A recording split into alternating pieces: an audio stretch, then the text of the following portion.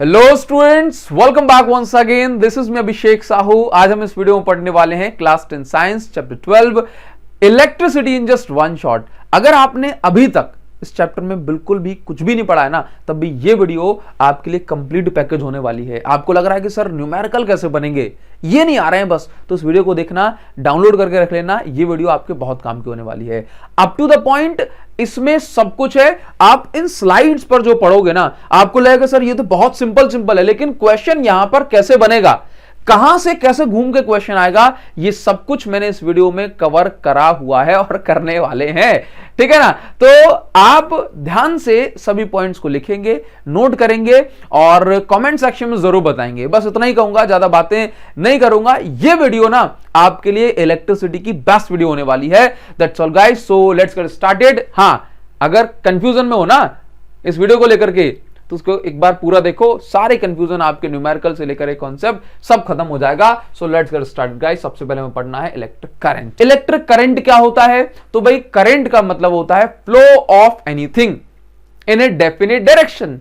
किसी भी चीज का फ्लो यदि एक पर्टिकुलर डायरेक्शन में हो रहा है तो हम उसको बोलते हैं करंट। जैसे कि वाटर यदि एक पर्टिकुलर डायरेक्शन में फ्लो हो रहा है तो हम उसको बोलते हैं वाटर करंट। सिमिलरली एयर एक डेफिनेट डायरेक्शन में फ्लो हो रही है तो हम उसको बोलते हैं air current. In the same way यदि इलेक्ट्रिक चार्जेस एक डेफिनेट डायरेक्शन में फ्लो हो रहे हैं तो हम उसको बोलते हैं इलेक्ट्रिक करंट। आप यहां पर देख सकते हैं, जैसे कि मेरे पास एक कंडक्टर है और इस कंडक्टर में इलेक्ट्रॉन्स हैं। इस कंडक्टर में क्या है? इस कंडक्टर में इलेक्ट्रॉन्स हैं। तो आप देख रहे हैं कि ये सारे के सारे इलेक्ट्रॉन इस डायरेक्शन में जा रहे हैं।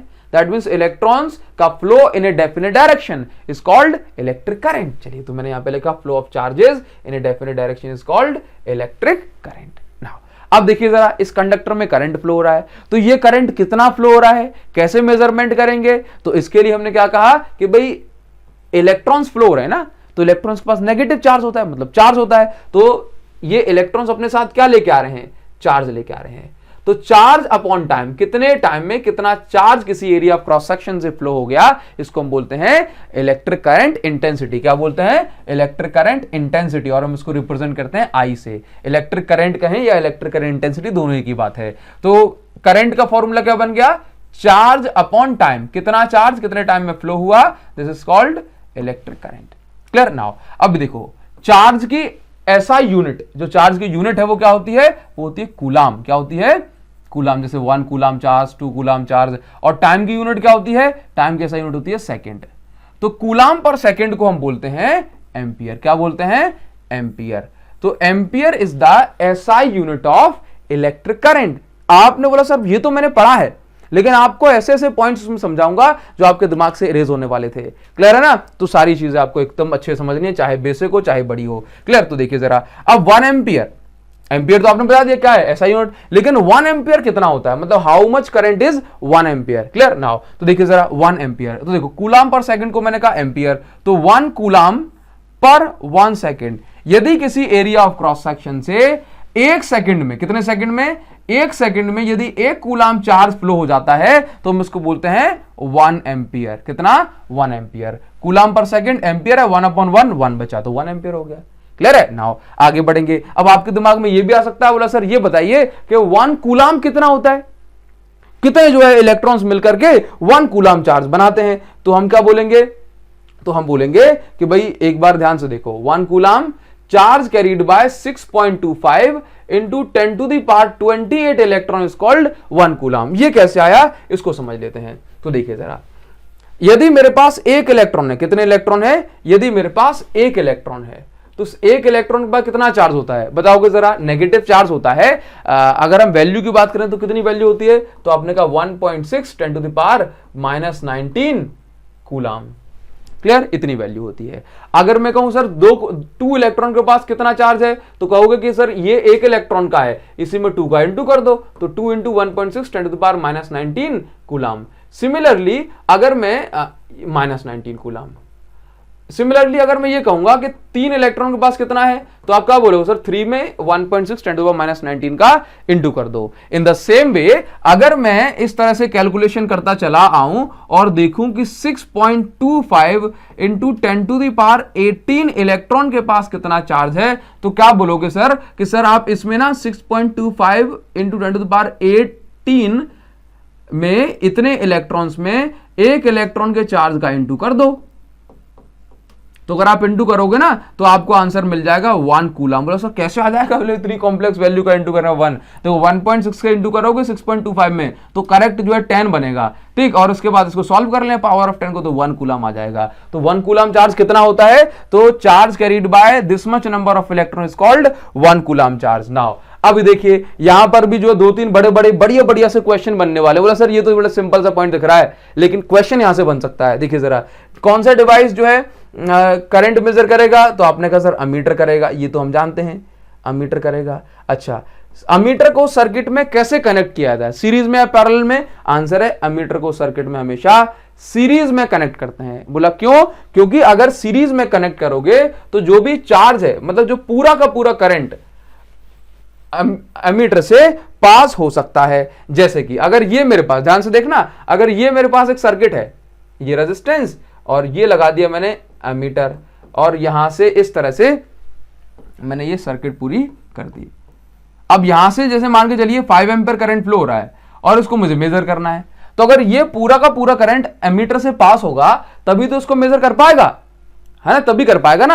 और पूरा का पूरा करंट कब पास होगा, जब ये एमीटर सीरीज में लगा हो। अब मान के चलो कि एमीटर यहां लगा होता, हाँ यहां की जगह यहां लगा होता, जो ये गलत है, तो क्या होता कि ये 5 एम्पीयर करंट ना नीचे के बजाय ऊपर से आता। क्यों, आगे बात करते हैं। तो देखो, तो अगर अभी आपसे कहा जाए कि ये बताइए कि एमीटर कहां कनेक्ट होता है, तो क्या बोलोगे कि एमीटर कनेक्ट होता है हमेशा सीरीज में।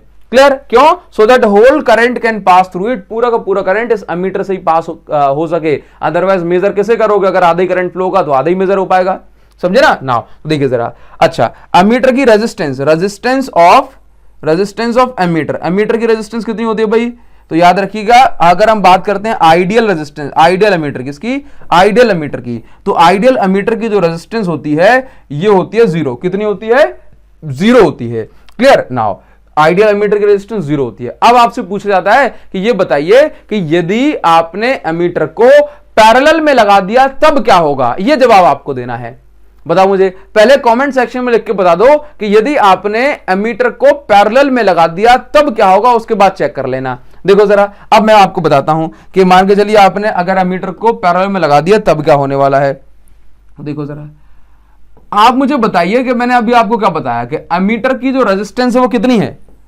0।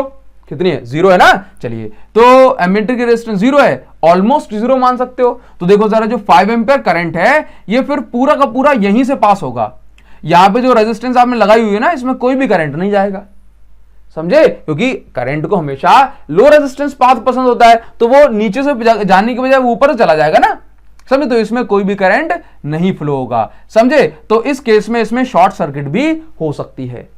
क्लियर है ना बात? चलिए, तो आप यहां पर लिखेंगे in case if it is connected in parallel then whole current will pass through ammeter instead of resistance. Clear है? नाउ तो ये पॉइंट आपको आई होप समझ में आ गया होगा। तो इस तरह से हम पूरी वीडियो में सारे के सारे पॉइंट्स एकदम काम के जो है डिस्कस करने वाले हैं। क्लियर है? नाउ तो अब बताओ जरा, स्प्राइट पी के बनाई होगी ना ये वीडियो मैंने? हाँ जी, क्योंकि हर बात काम की बात होगी। नाउ तो डायरेक्शन ऑफ इलेक्ट्रिक करंट की बात करेंगे। तो देखिए, इलेक्ट्रिक करंट की डायरेक्शन क्या होती है आपको लगता है? बोला सर पॉजिटिव टू नेगेटिव लेते हैं। हाँ, इलेक्ट्रिक करंट की डायरेक्शन दोनों होती हैं, कन्वेंशनल डायरेक्शन और एक्चुअल डायरेक्शन। एक्चुअल में क्या था कि जब इलेक्ट्रिक करंट की डिस्कवरी हुई ना अर्ली 1800 में, 1800 या उसके आसपास में, तो तब हमें इलेक्ट्रॉन्स के बारे में जानकारी नहीं थी। तो तब उस समय सभी का मानना यह था कि इलेक्ट्रिक करंट की जो डायरेक्शन है ये पॉजिटिव टू नेगेटिव है। क्लियर? पता ही था कि इलेक्ट्रॉन चलते हैं, पॉजिटिव तो सिर्फ न्यूक्लियस के अंदर है। क्लियर है? नाउ तो फिर टाइम आया, थोड़ा सा रदरफोर्ड मॉडल पढ़ा, नील बोर की बातें हमने सुनी, तो उसके बाद हमें यह कंफर्म हो गया कि भाई इलेक्ट्रॉन्स ही हैं जो मूव करते हैं। क्लियर? तो तब से हमें यह पता पड़ा उसके बाद वाले टाइम के बाद कि भाई जो एक्चुअल डायरेक्शन है इलेक्ट्रिक करंट की वो पॉजिटिव टू नेगेटिव नहीं है, क्या है? Negative to positive. लेकिन इस समय तक आते आते फिजिक्स में बहुत सारा काम हो चुका था, तो अब ये सारे के सारे काम में डिस्टर्बेंस किया जाएगा, चेंज किया जाएगा। इससे अच्छा साइंटिस्ट ने सोचा कि भाई हम दोनों ही डायरेक्शन को ले लेंगे। क्या कि एक्चुअल डायरेक्शन हमें पता है, दिमाग में बिठा के रखेंगे, और जो डायरेक्शन हम यूज करेंगे हमेशा that will be from positive to negative. कहां से कहां, पॉजिटिव नेगेटिव। नाउ तो अगर किसी सर्किट में मुझे रिप्रेजेंट करके दिखाना है तो मैं क्या करूंगा, हमेशा पॉजिटिव टू नेगेटिव ही रिप्रेजेंट करूंगा, बट ये मुझे पता होता है कि करंट जो है इसके ऑपोजिट डायरेक्शन में फ्लो करता है। क्लियर नाउ, तो ये हमारी हो गई कन्वेंशनल डायरेक्शन, जबकि एक्चुअल डायरेक्शन क्या है, नेगेटिव टू पॉजिटिव, लेकिन मैं कभी भी उसको दिखाता नहीं हूं। क्लियर है ना। नाउ अच्छा, एक और पॉइंट यहां पर आपसे क्वेश्चन में पूछा जा सकता है, यहां पर नोट तो लिखना, only electrons are responsible for flow of current. Current के फ्लो के लिए कौन रिस्पॉन्सिबल है, ओनली इलेक्ट्रॉन, क्योंकि वही जो है अपने एटम को छोड़ करके आगे बढ़ते हैं, वही मूव करते हैं। नाउ एक और पॉइंट भाई देखना जरा कि अगर हम बात करते हैं इलेक्ट्रिक करंट की, तो पोटेंशियल भी टर्म एक आता है, आगे पढ़ने वाले हैं, लेकिन यहीं पर हम डिस्कस कर लेते हैं कि क्योंकि हम डायरेक्शन की बात कर रहे हैं ना इलेक्ट्रिक करंट की, तो इलेक्ट्रिक करंट का जो फ्लो है, यहां पे मैं लिखता हूं इलेक्ट्रिक करंट। अगर आपसे कहा जाए करंट की डायरेक्शन कहां से कहां है, तो आप बोलोगे फ्रॉम पॉजिटिव नेगेटिव। अगर पोटेंशियल के टर्म से पूछो तो from higher potential higher to lower potential लिखना। ये किसकी डायरेक्शन लेते हैं, इलेक्ट्रिक करंट की, या फिर सिंपल पॉजिटिव चार्ज की डायरेक्शन पूछे, किसकी, पॉजिटिव चार्ज की। लेकिन अगर आपसे पूछ ली जाए किसकी डायरेक्शन, लेकिन अगर आपसे डायरेक्शन पूछी जाए आपसे नेगेटिव चार्ज की या फिर इलेक्ट्रॉन की, तो फिर क्या लिखोगे जरा मुझे बताइए। इलेक्ट्रॉन हमेशा कहां से कहां, lower potential to higher potential. क्यों, जरा अगर मैं आपसे ये कहूं कि ये नेगेटिव है और ये नेगेटिव है, ठीक, ये नेगेटिव और ये पॉजिटिव है, नेगेटिव को मैं लोअर पोटेंशियल बोलता हूं, पॉजिटिव को मैं हायर पोटेंशियल बोलता हूं।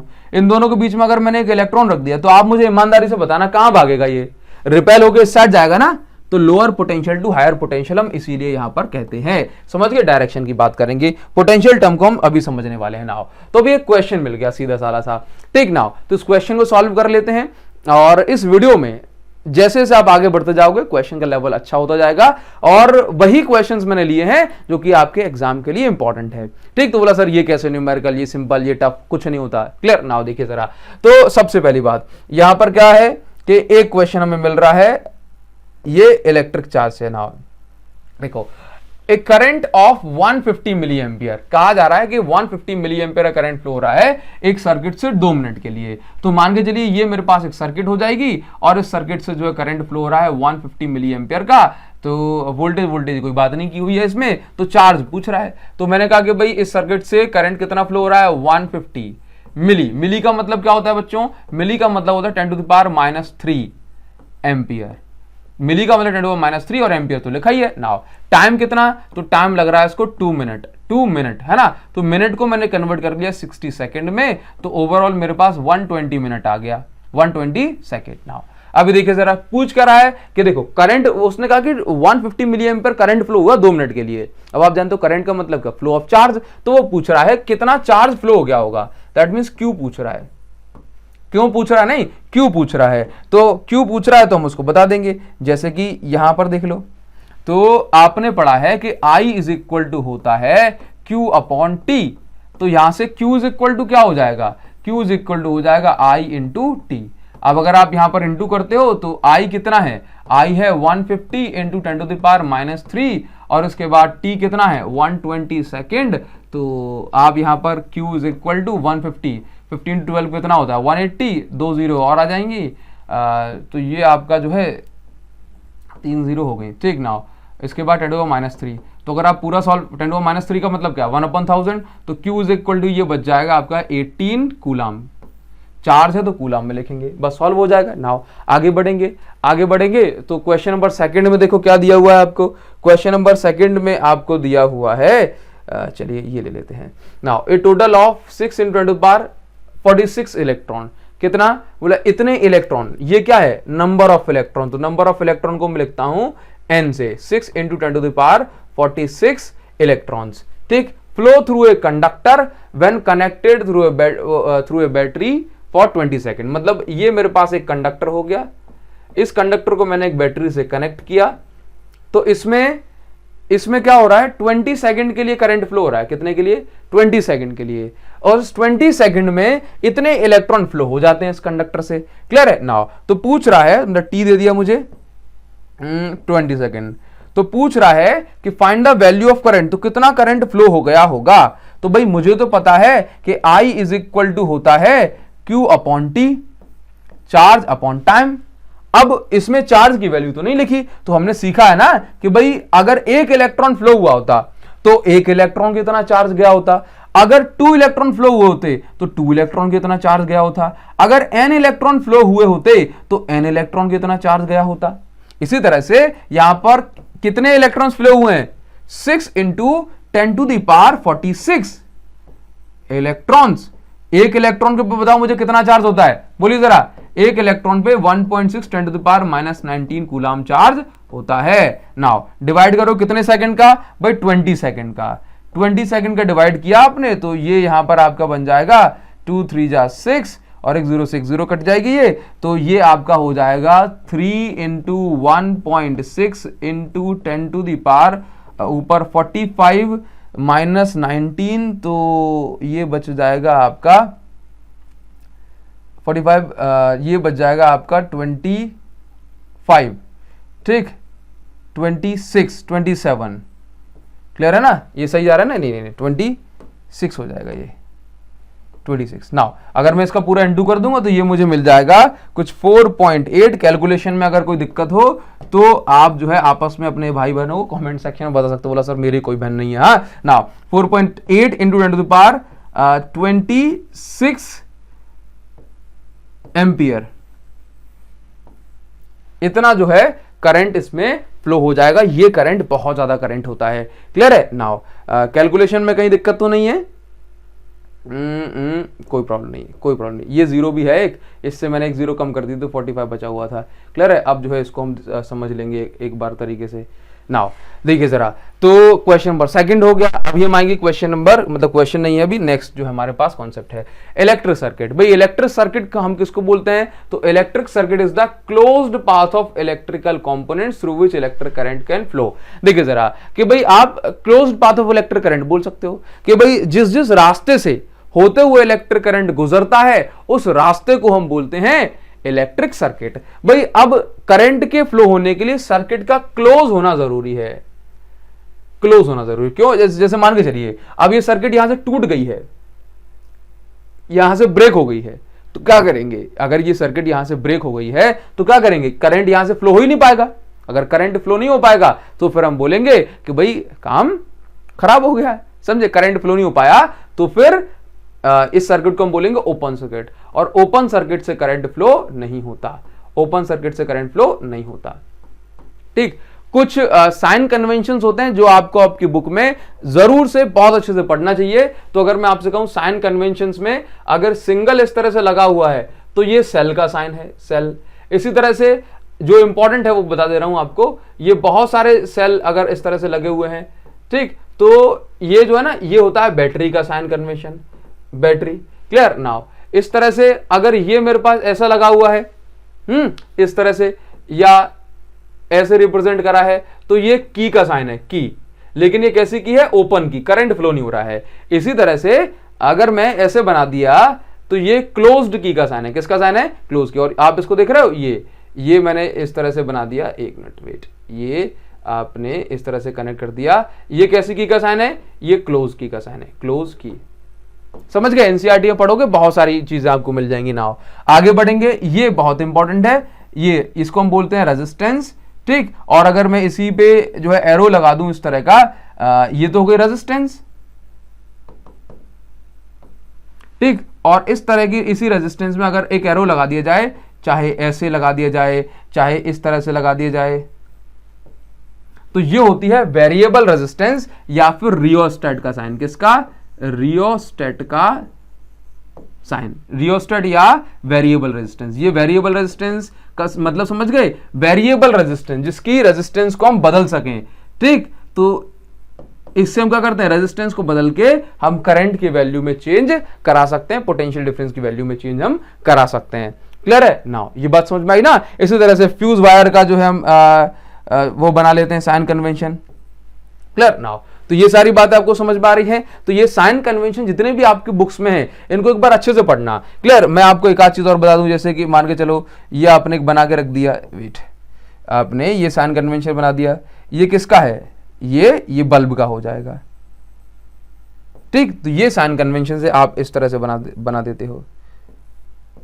ठीक ना, ये आपकी बुक में मिल जाएंगे सारे के सारे। तो ये साइन कन्वेंशंस को एक बार बहुत अच्छे से देख लेना, यहां से क्वेश्चन बन जाता है। ना देखिए जरा, अभी हम आ जाते हैं electric potential and electric potential difference. बहुत सारे स्टूडेंट्स की जान अटक जाती है यहाँ पे, हाँ, जबकि है कुछ नहीं। देखिए जरा, तो electric potential and potential difference क्या होता है। देखो, मान के चलो कि आप एक चार्ज को इंफिनिटी से पकड़ के लेकर के आए, कहां से, इंफिनिटी से पकड़ के लेकर के आए, और इस पॉइंट पे, इस पॉइंट ए पर ला करके आपने रख दिया। क्लियर? अगर आप चार्ज को लेकर के आए हो तो आपको कुछ वर्क करना पड़ा होगा। कहां से लेके आए, इंफिनिटी से। इंफिनिटी से अगर आप एक चार्ज को लेकर के आए तो आपको कुछ वर्क करना पड़ा, और इस वर्क की कैलकुलेशन को ही आप इलेक्ट्रिक पोटेंशियल बोलते हो। क्या बोलते हो, इलेक्ट्रिक पोटेंशियल। एक्चुअल में इलेक्ट्रिक पोटेंशियल किसी लोकेशन की प्रॉपर्टी होती है, लेकिन आपको इसमें इतना दिमाग नहीं लगाना। तो देखो, मैंने क्या कहा कि यदि आप एक चार्ज को इंफिनिटी से किसी पॉइंट ऑफ ऑब्जर्वेशन तक लेकर के आए तो फिर क्या होगा कि आपको कुछ वर्क करना पड़ेगा। क्लियर? और किसको लाने वर्क किया आपने, बोला चार्ज को लाने वर्क किया। तो वर्क अपॉन चार्ज ही होता है इलेक्ट्रिक पोटेंशियल। इसको डिफाइन कैसे करते हैं, इलेक्ट्रिक पोटेंशियल में be defined as the work required to move a charge from infinity to a certain point of observation. Clear? Now अब मान के चलो कि आप यहां से इंफिनिटी से एक पॉइंट लेकर के आए, ए पर लाए, तो आपने वर्क किया कितना, बोला 10 जूल। कितने कूलाम को चार्ज लेकर आए, बोला आपने कहा 1 कूलाम। तो ये जो जूल पर कूलाम है ना, इसी को हम बोलते हैं वोल्ट। क्या बोलते हैं, वोल्ट। तो ए पॉइंट तक लाने में कितना वर्क कर दिया आपने, 10 वोल्ट। ठीक, इसी तरह से आप और आगे बढ़े, आप पहुंच गए बी पॉइंट पे। अब बी पॉइंट तक आते आते इंफिनिटी से आपने 60 वोल्ट का ओवरऑल जो है वर्क हो गया। क्लियर? नाउ तो अभी देखिए, एक कूलाम को चार्ज को लाने में, तो अगर मैं आपसे पूछूं ए पॉइंट और बी पॉइंट पर जो पोटेंशियल है, इनके पोटेंशियल में कुछ अंतर होगा, तो इसी अंतर को आप बोलते हो पोटेंशियल डिफरेंस। क्या बोलते हो, पोटेंशियल डिफरेंस। क्लियर? नाउ तो पोटेंशियल डिफरेंस क्या है, electric potential difference is the work done in moving a charge from one point, देख रहे हो, from one point to another. हाँ जी, तो उसको हम डेल वी भी बोलते हैं। क्या बोलते हैं, del V, change in work. हाँ, del V is equal to वही work done from moving a charge from one point to another, A से लेके बी तक ले जाने में, और ये कितना हो जाएगा, अपॉन में चार्ज हो जाएगा। अगर 2 पॉइंट के वर्क दिए तो W B minus W A अपन इस तरह से कर सकते हैं, आगे बता देंगे आपको। तो अकेला इलेक्ट्रिक पोटेंशियल होगा तो कैसे करोगे, V is equal to W upon Q बन जाएगा। क्लियर? बोला सर ये तो ठीक है, लेकिन बैटरी में क्या होता है कि एक पॉइंट से दूसरे पॉइंट तक, तो बैटरी के टर्म्स में भी आपको समझा देते हैं। ये दिक्कत आती होगी आपको, हाँ सर बैटरी के टर्म्स में एक बार समझा दो तो सारी प्रॉब्लम का जो है निवारण हो जाए। तो अभी सुनो जरा, बैटरी में कैसे समझते हैं इसको। तो मान के चलो कि मेरे पास ये कंडक्टर है। क्लियर? अब मैंने एक बैटरी कनेक्ट कर दी, ये बैटरी, इस बैटरी का पोटेंशियल डिफरेंस है 10 वोल्ट। पोटेंशियल डिफरेंस आप ऐसे मान के चलिए कि बैटरी की ताकत है, अगर ये नहीं होगा तो बैटरी काम नहीं कर पाएगी। जैसे अगर आपने 2 कंटेनर में पानी भर के रखा हुआ है, दोनों में बराबर अमाउंट ऑफ पानी है, लेकिन अगर हाइट कम ज्यादा ना हो, हाइट का डिफरेंस ना हो, तो क्या अमाउंट जो वाटर का फ्लो हो पाएगा दोनों टंकियों में, नहीं हो पाएगा। समझे ना, कारण समझ रहे हो क्या है, कारण यह है कि हाइट का डिफरेंस नहीं, मतलब वो इनबिल्ट प्रॉपर्टी नहीं है। तो पोटेंशियल डिफरेंस को, या इसको हम वोल्टेज कहते हैं, इसको आप बैटरी की इनबिल्ट प्रॉपर्टी मान के चलें।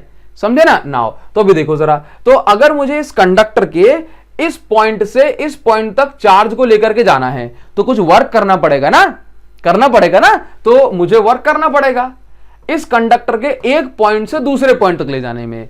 तो work done in moving charge from A to B is called electric potential difference. खत्म हो गया। और तो कुछ नहीं है ना कि भाई मुझे बैटरी में चार्ज को एक जगह दूसरे जगह तक तो ट्रांसफर करा नहीं है बैटरी की हेल्प से, तो मतलब बैटरी ने वर्क किया, and work done in moving a charge from A to B is called electric potential difference. तो ये हो गया डेल वी। अब जरा मुझे बताओ कि अगर मेरे पास ये कंडक्टर है, मतलब और इसमें जो है मैंने बैटरी कनेक्ट करके रखी है। क्लियर? अभी जरा ये सोचो कि अगर इसका पोटेंशियल डिफरेंस है 30 वोल्ट, दैट मींस इसने क्या किया होगा कि ऊपर क्या है, वर्क मतलब जूल, तो इसने 30 जूल का वर्क किया होगा एक कूलाम चार्ज को ए से बी तक पहुंचाने, मतलब बहुत फास्ट। समझ गए? ये बात क्लियर हो गई ना? आइए, आपका स्वागत है अगले पॉइंट पे।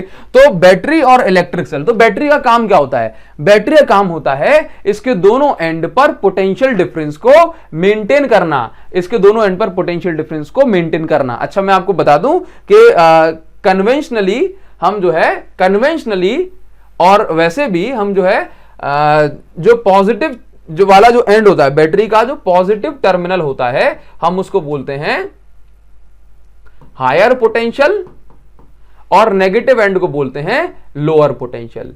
तो बैटरी का काम होता है कंडक्टर के एंड्स को पॉजिटिव बनाए रखना, नेगेटिव को नेगेटिव बनाए रखना।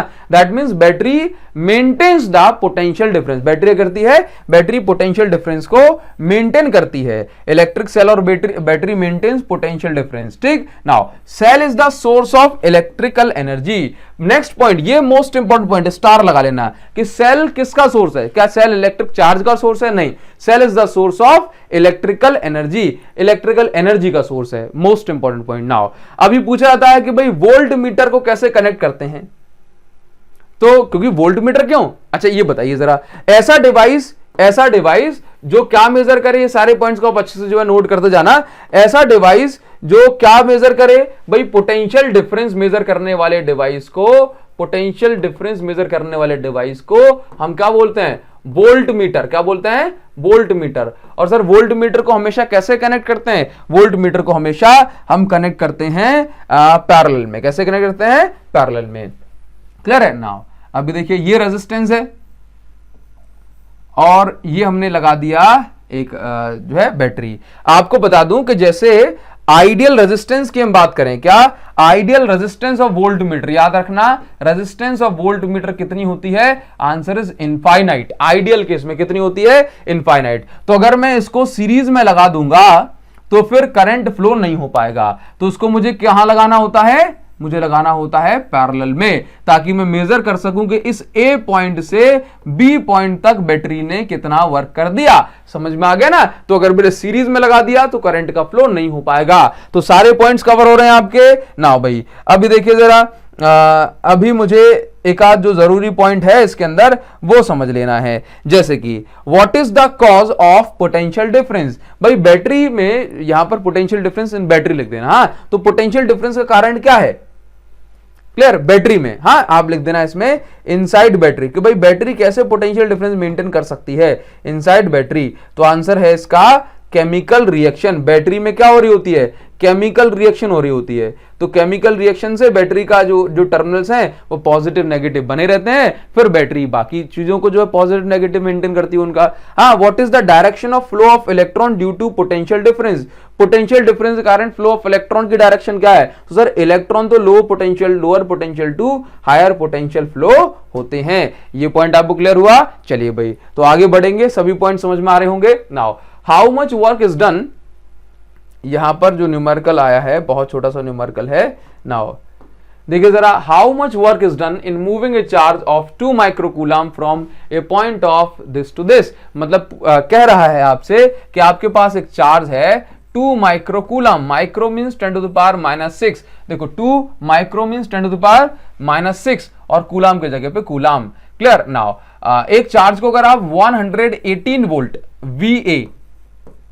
VA कितना है? 118 वोल्ट, और VB कितना है? 128 वोल्ट। अगर आप 118 वोल्ट से 128 वोल्ट वाली जगह पर ले गए तो आपको कितना वर्क करना पड़ा, ये आपको निकालना है। तो भाई फॉर्मूला क्या होता है? V is equal to WA/B, और ये क्या है? Del V। क्या है? Del V। Change in potential difference निकालना ना आपको, ओनली पोटेंशियल डिफरेंस ना, तो ये हो जाएगा Q। तो W वर्क आपको निकालना है, यहां पे आप इंटू करोगे del V into Q, change in potential. तो आप देख रहे हो 128 माइनस 18, 118, दैट मींस 128 माइनस 118 इंटू Q कितना है? 2 into 10 to the power -6 coulomb. Coulomb मत लिखना, भी डायरेक्ट वर्क यूनिट जूल लिख देंगे। तो ये 10 का इंटू करोगे 2 into 10 to the power -6 coulomb से, तो ये आपका कूलम क्यों लिख रहे हो, इकट्ठा जूल आ जाएगा। ठीक है? नाउ तो 20 इंटू 10 टू द पावर -6 पूरा सॉल्व करने के बाद ये हो जाएगा 2 इंटू 10 टू द पावर -5, और ये आप इसको जूल लिख दें। क्लियर, ये समझ में आ जाएगा। नाउ इसी में एक पोर्शन और पूछा गया है, what if charge is brought from infinity, अगर आप चार्ज को इंफिनिटी से पकड़ के लेकर के आते तब क्या होता है। What if charge is brought from infinity to 128 volt, that means charge मान के चलिए पहले कहां होता, इंफिनिटी पे होता, क्लियर, और बाद में कहां होता, बाद में होता 128 वोल्ट पर, तब क्या करते, तो उस केस में del V is equal del V into wait, मुझे यहां पर क्या करना चाहिए, वर्क निकालना है ना, तो वर्क के लिए मैं क्या करूंगा, W is equal to del V into Q, clear, del V के लिए क्या करूंगा, वही VB minus VA, VB minus VA into Q, सामने दिखाई पड़ रहा है ना, इंटू क्यू, क्यू कितना है, वही 2 × 10 पर कुछ भी, ठीक। नाउ अब देखो 10⁻⁻6, क्लियर। नाउ अब देखो VB 128 128 माइनस VA का पोटेंशियल कितना, तो याद रखना इंफिनिटी पर हमेशा इलेक्ट्रिक फोर्स वगैरह इलेक्ट्रिक पोटेंशियल सब कुछ क्या होता है, 0 होता है, तो 128 माइनस 0 इंटू में हो जाएगा ये 2 इंटू कुछ, तो W इज इक्वल टू ये आपका 128 इंटू 2 × 10⁻6 चलेगा, और अगर आप इसको फर्दर सॉल्व करोगे तो ये आपका 256 इंटू 10⁻⁻ कुछ जूल ये आपका वर्क हो जाएगा, क्लियर है। तो इस तरह से आप सॉल्व कर सकते हैं। आगे बढ़ेंगे, नेक्स्ट स्लाइड। अब देखिए जरा, नेक्स्ट क्या है, ओम्स लॉ। भाई ओम्स लॉ बड़ा ही इंपॉर्टेंट सा लॉ है। अभी ओम्स लॉ में हम क्या पढ़ते हैं, इसको हम एक बार समझ लेते हैं। देखिए क्या होता है कि आप समझ गए अब तो कि जब बैटरी पोटेंशियल डिफरेंस अप्लाई करेगी तब जाकर के जो है करंट यहां से यहां फ्लो हो सकता है, समझे ना। तो एक्चुअल में क्या है कि ओम्स लॉ इसी वोल्टेज और करंट के बीच में एक रिलेशनशिप एस्टैब्लिश करता है।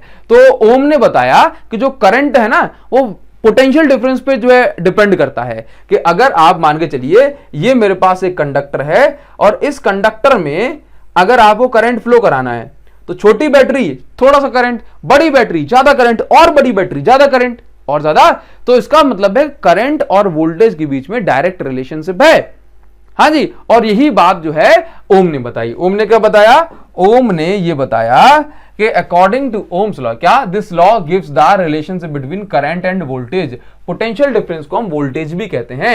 अकॉर्डिंग टू दिस लॉ, ये लॉ क्या कहता है कि भाई current flowing in a conductor is directly proportional to the potential difference applied across its end, ठीक है, provided that physical condition like temperature should remain constant. भाई क्या कहा कि जो करंट और वोल्टेज डायरेक्टली प्रोपोर्शनल है एक दूसरे के, प्रोवाइडेड दैट, शर्त ये है कि फिजिकल कंडीशन जैसे कि इसकी जो लेंथ है रॉड की, टेम्परेचर है, ड्यूरिंग एक्सपेरिमेंट बदलनी नहीं चाहिए। क्लियर। नाउ तो हम लिख सकते हैं कि I is directly proportional to V और B is directly proportional to I। तो हमें क्या मिल गया कि यहां से आप काम करें V is directly proportional to I। इसी को हम बोल सकते हैं कि जब भी हम प्रोपोर्शनली साइन हटाते हैं एक कांस्टेंट आता है, तो यहां पर आ गया R, प्रोपोर्शनली साइन हटाने पर R इंटू I हो गया। क्लियर। तो where R is called proportionality constant, where R is a constant called resistance. इस कांस्टेंट को हम क्या बोलते हैं, रेजिस्टेंस। यदि मैं यहां से R का फॉर्मूला बनाता हूं तो ये बन जाता है resistance is equal to V upon I। यहां से एक मोस्ट इंपॉर्टेंट बढ़िया सा क्वेश्चन बनेगा, अगर आप बता दो तो मान जाएंगे आपको। ठीक है, बहुत सिंपल है। Now R is equal to क्या होगा, V upon I। Clear. Resistance की जो SI यूनिट होती है, रेजिस्टेंस की यूनिट क्या है, it's unit is ohm. Resistance की SI यूनिट क्या होती है, ओम होती है। तो सर रेजिस्टेंस क्या होता है, रेजिस्टेंस का मतलब है रुकावट inside conductor to the flow of current. Current flow होना चाह रहा है, मतलब इलेक्ट्रॉन्स एक डायरेक्शन से दूसरी डायरेक्शन में जाना चाह रहे हैं, मतलब इलेक्ट्रॉन्स एक पॉइंट से दूसरे पॉइंट तक जाना चाह रहे हैं, तो हम बोल रहे हैं इलेक्ट्रिक करंट बन गया। अब अगर इलेक्ट्रिक करंट बन गया तो फिर ये जैसे मान के चलो ये फ्री इलेक्ट्रॉन है, व्हाइट कलर दिख रहे हैं, ये फ्री इलेक्ट्रॉन है। अब ये इलेक्ट्रॉन इस साइड जाना चाह रहे हैं, तो बीच में आयन आ रहे हैं, बीच में बाकी के इलेक्ट्रॉन्स आ रहे हैं, तो ये आपस में टकरा रहे हैं। और इस टकराने को, इस ऑब्स्ट्रक्शन को, इस रुकावट को ही हम बोलते हैं रेजिस्टेंस। क्लियर है। इसकी ऐसा यूनिट क्या है, इसकी ऐसा यूनिट है ओम। तो अगर मुझे 1 ओम को डिफाइन करना है तो मैं कैसे करूंगा, तो 1 ओम, देखो ओम का फॉर्मूला क्या है, ऊपर V अपॉन I, तो V मतलब 1 वोल्ट अपॉन 1 एम्पियर। ठीक। नाउ इसका मतलब ये हो गया कि on applying 1 volt potential difference 1 ampere current flows in the circuit, then obstruction in this obstruction produce to this 1 ampere is called 1 ohm resistance. ठीक, नाउ अभी देखिए जरा, तो आपको ये बात समझ में आ गई कि अगर 1 एम्पियर करंट फ्लो हो रहा है 1 वोल्ट अप्लाई करने से, तो जो रुकावट जो होगी इलेक्ट्रॉन्स के रास्ते में वो कितनी होगी, 1 एम्पियर। नाउ आप अगर आप यहां पर ध्यान से देखेंगे तो आपको पता पड़ेगा कि जो V और I हैं एक दूसरे के डायरेक्टली प्रोपोर्शनल हैं, दैट मीन इन दोनों के बीच में लीनियर रिलेशन है। तो VI ग्राफ हमें बनाना होता है, वोल्टेज करंट ग्राफ बनाना होता है दो तरह के कंडक्टर्स के लिए। एक होते हैं ओमिक कंडक्टर, वो जो ओम्स लॉ को फॉलो करते हैं, और एक होते हैं नॉन ओमिक कंडक्टर जो ओम्स लॉ को फॉलो नहीं करते। तो VI ग्राफ हम बनाते हैं तो ये जाता है लीनियर, क्या जाता है, लीनियर, और इसका जो स्लोप होता है ये बताता है रेजिस्टेंस को। जितना ज्यादा VI ग्राफ में स्लोप होता है उतना ही ज्यादा रेजिस्टेंस होती है। अगर मान के चलिए VI ग्राफ में अगर दो मैंने इस तरह से बना दिए, ये V और ये I, इस तरह दो बना दिए मैंने, ये मैं लिख दिया यहां पर R1 और ये लिख दिया मैंने R2। तो बताइए VI ग्राफ में किसकी रेजिस्टेंस ज्यादा है, तो दोनों में स्लोप किसका ज्यादा है, तो स्लोप ज्यादा है R2 का, तो R2 यहां पर बड़ी है और R1 छोटी है। समझ में आ गई बात। तो स्लोप, इस ग्राफ का स्लोप क्या बताता है, तो आप लिखेंगे slope of graph gives resistance. क्या बताएगा स्लोप, स्लोप बताता है रेजिस्टेंस। स्लोप क्या बताता है, रेजिस्टेंस। नाउ अभी देखिए क्या होता है कि एक वो कंडक्टर जो ओम्स लॉ को ओबे करते हैं उसको हम बोलते हैं ओमिक कंडक्टर, और एक वो कंडक्टर जो ओम्स लॉ को ओबे नहीं करते हैं लेकिन उनमें करंट फ्लो होता है, उसको हम बोलते हैं नॉन ओमिक कंडक्टर। आप 12th क्लास में डायोड पढ़ोगे सेमीकंडक्टर्स, तो वहां पर आपको ऐसा देखने को मिलेगा। तो अगर मैं ऐसे कंडक्टर के लिए कर्व बनाता हूं तो VI ग्राफ कुछ इस तरह का बन जाता है, नॉन लीनियर। क्लियर है। नाउ तो ये VI ग्राफ हो गया।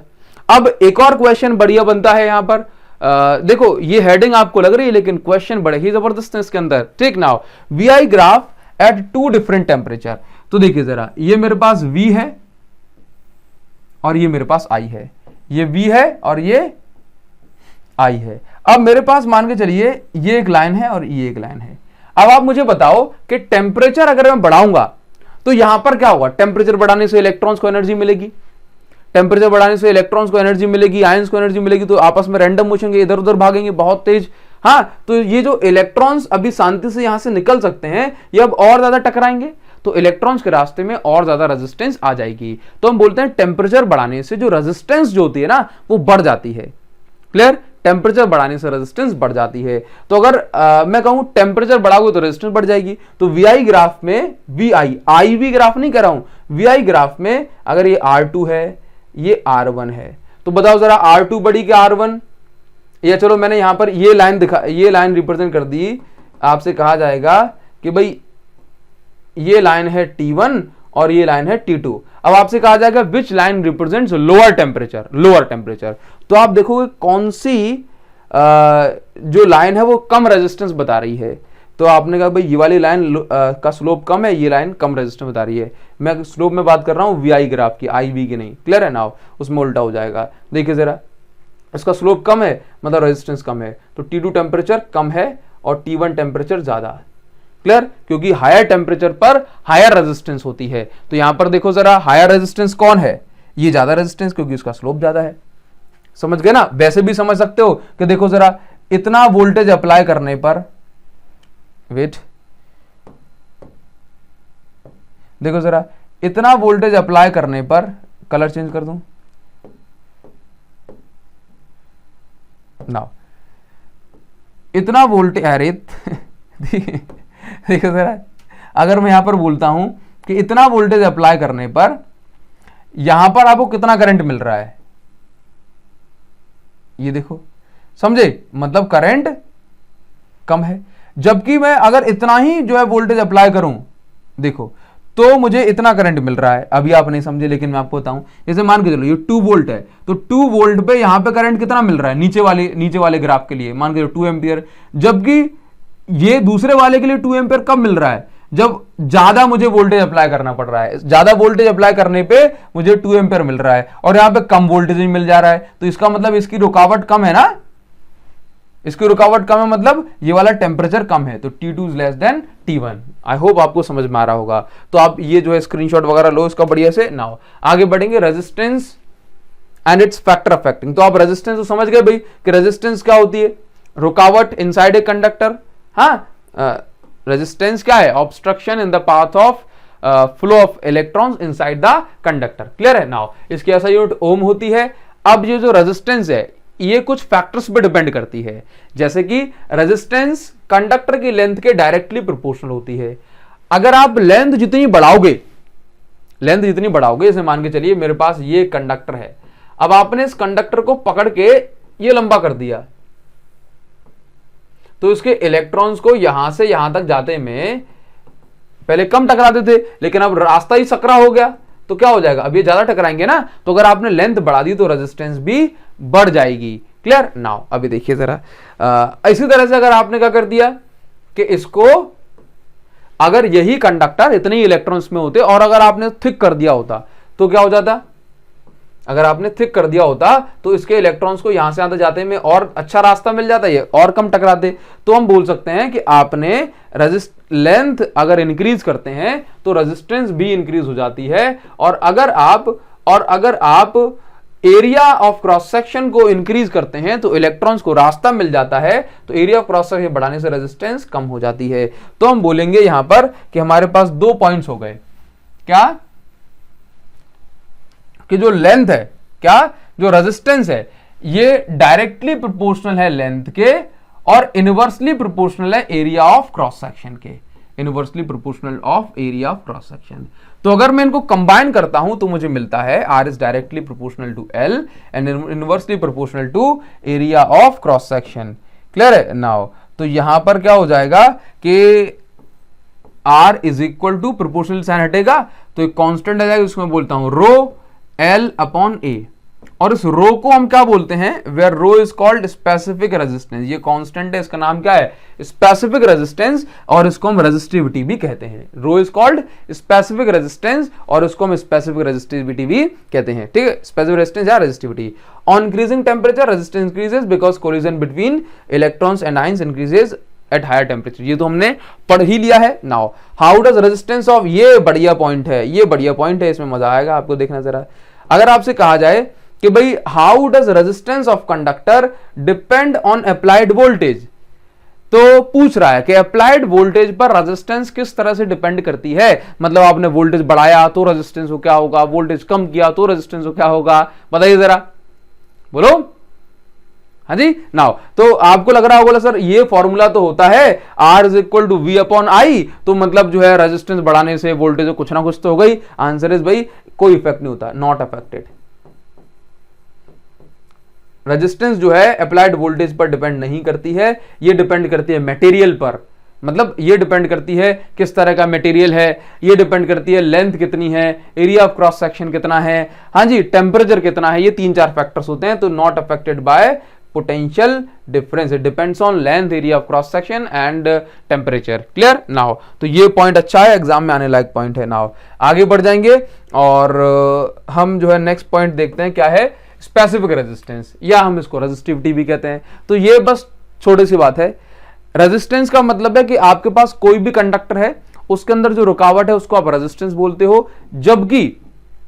जबकि अगर एक बड़े से कंडक्टर का हम एक यूनिट भाग ले लें, यूनिट एरिया, जैसे मान के चलो ये कंडक्टर मेरे पास 49 सेंटीमीटर का है और इसमें ओवरऑल टोटल मिलाकर कुछ भी जो है रेजिस्टेंस होगी, तो इसको तो मैं इसकी पूरी रुकावट को मैं रेजिस्टेंस बोलता हूं।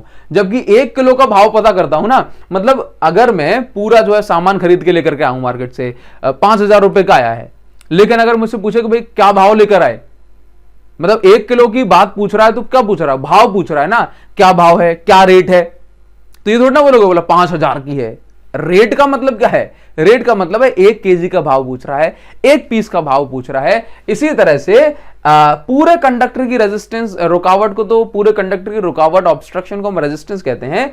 जबकि यदि कोई कंडक्टर या यदि किसी कंडक्टर में हम एक unit area of cross section जैसे कि 1 सेंटीमीटर स्क्वायर ले सकते हो, 1 मीटर स्क्वायर ले सकते हो, और एक यूनिट लेंथ 1 सेंटीमीटर या 1 मीटर ले लो, तो एक यूनिट लेंथ, एक unit area of cross section, इसको मैं आसान भाषा में यह भी बोलता हूं कि 1 यूनिट वॉल्यूम, 1 यूनिट वॉल्यूम, जैसे कि 1 सेंटीमीटर क्यूब, 1 यूनिट वॉल्यूम में जो भी रुकावट होती है मैं उसको बोलता हूं स्पेसिफिक रेजिस्टेंस या फिर रेजिस्टिविटी। तो it is the resistance of unit length and unit area of cross section of a conductor. बोला सर इन दोनों के बीच में डिफरेंस क्या है? कोई डिफरेंस नहीं है, यूनिट यूनिट का छोटा मोटा डिफरेंस। मान लो कि रेजिस्टेंस आप क्या बोलते हो कि भाई ये ओवरऑल वायर की होती है, जबकि हम रेजिस्टिविटी की बात करते हैं तो 1 यूनिट वॉल्यूम की बात करते हैं। रेजिस्टेंस लेंथ पर, एरिया ऑफ क्रॉस सेक्शन पे, इन फैक्टर्स पे डिपेंड करती है, टेम्परेचर पे। जबकि स्पेसिफिक रेजिस्टेंस जो भाव होता है ना, भाव, ये डिपेंड करता है कि भाई आलू खरीदे हैं आपने, शक्कर खरीदी है, समझे? तो जो रेजिस्टिविटी जो है ये डिपेंड करती है only on material and temperature. किस पे डिपेंड करती है? Only on material and temperature. आगे आप पढ़ेंगे कि ये किस पे डिपेंड नहीं करती, तो नॉट ऑन, मतलब ये चीज सही है, किस पे डिपेंड नहीं करती, तो ये डिपेंड नहीं करती, ये डिपेंड नहीं करती लेंथ पर, एरिया पर और जो है बाकी सारी चीजों पर। क्लियर है ना? नाउ तो टेम्परेचर बढ़ाओगे तो जो 1 यूनिट की भी रेजिस्टेंस बढ़ेगी, तो टेम्परेचर बढ़ाने से या मटेरियल को बदलने से जो रेजिस्टेंस है वो जो स्पेसिफिक रेजिस्टेंस है वो भी बदल जाती है। ठीक है, नेक्स्ट क्या है? A wire of resistivity rho is doubled by stretching, what will be its new resistance? ठीक, तो पूछ रहा है कि अगर आपने वायर को खींच के डबल कर दिया तो उसकी रेजिस्टिविटी में क्या चेंज आएगा? तो बोला खींचा है, मटेरियल तो नहीं बदला ना, तो इसका मतलब है कि ये भी क्या होगी? नॉट अफेक्टेड, क्योंकि रेजिस्टिविटी जो होती है, जो रेजिस्टिविटी होती है मटेरियल पर, टेम्परेचर पर डिपेंड करती है, ये लेंथ पर, एरिया ऑफ क्रॉस सेक्शन पे डिपेंड नहीं करती। तो खींचोगे तो लेंथ बदलेगी, तो उससे जो है कुछ भी चेंज नहीं आएगा। तो भाई ये क्या है? Not affected. क्या है ये? Not affected. ठीक, नाउ आगे बढ़ेंगे। चलिए अभी नेक्स्ट पॉइंट क्या है? डिफरेंसेस की बात की जा रही है। तो डिफरेंस तो आपको पता है, बस याद रखना है कि इसकी यूनिट ओम होती है और इसकी यूनिट होती है ओम मीटर। क्लियर है? नाउ रेजिस्टेंस ये length area of cross section depend करती है, ये डिपेंड नहीं करती। ये सारी चीजें आपको इसके अंदर लिखनी है। आगे बढ़ जाएंगे थोड़ा सा। अब नेक्स्ट क्वेश्चन आपको यहां पर मिल रहा है। भाई क्वेश्चन क्या है, इसको एक बार बढ़िया से पढ़ लेते हैं। रेजिस्टेंस के फॉर्मूले पर बेस्ड है, यहां से क्वेश्चन आने के चांसेस आपके बनते हैं। आगे हम जितने भी क्वेश्चन करने वाले हैं, थोड़ा सा पानी पी लें ना।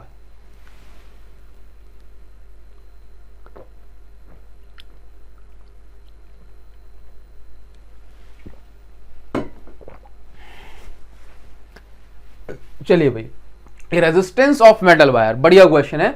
Resistance of metal wire of length 2 metre is 30 ohm. क्या कह रहा है कि आपके पास एक मेटल वायर होगा ना, आपके पास क्या होगा? आपके पास एक मेटल वायर होगा। इस मेटल वायर की लेंथ कितनी होगी? 2 मीटर। ठीक, और इसकी रेजिस्टेंस कितनी है? लेंथ कितनी है? 2 मीटर। ठीक, इसकी रेजिस्टेंस कितनी है? 30 ओम। क्लियर? कितने टेम्परेचर पर? 25 डिग्री सेल्सियस।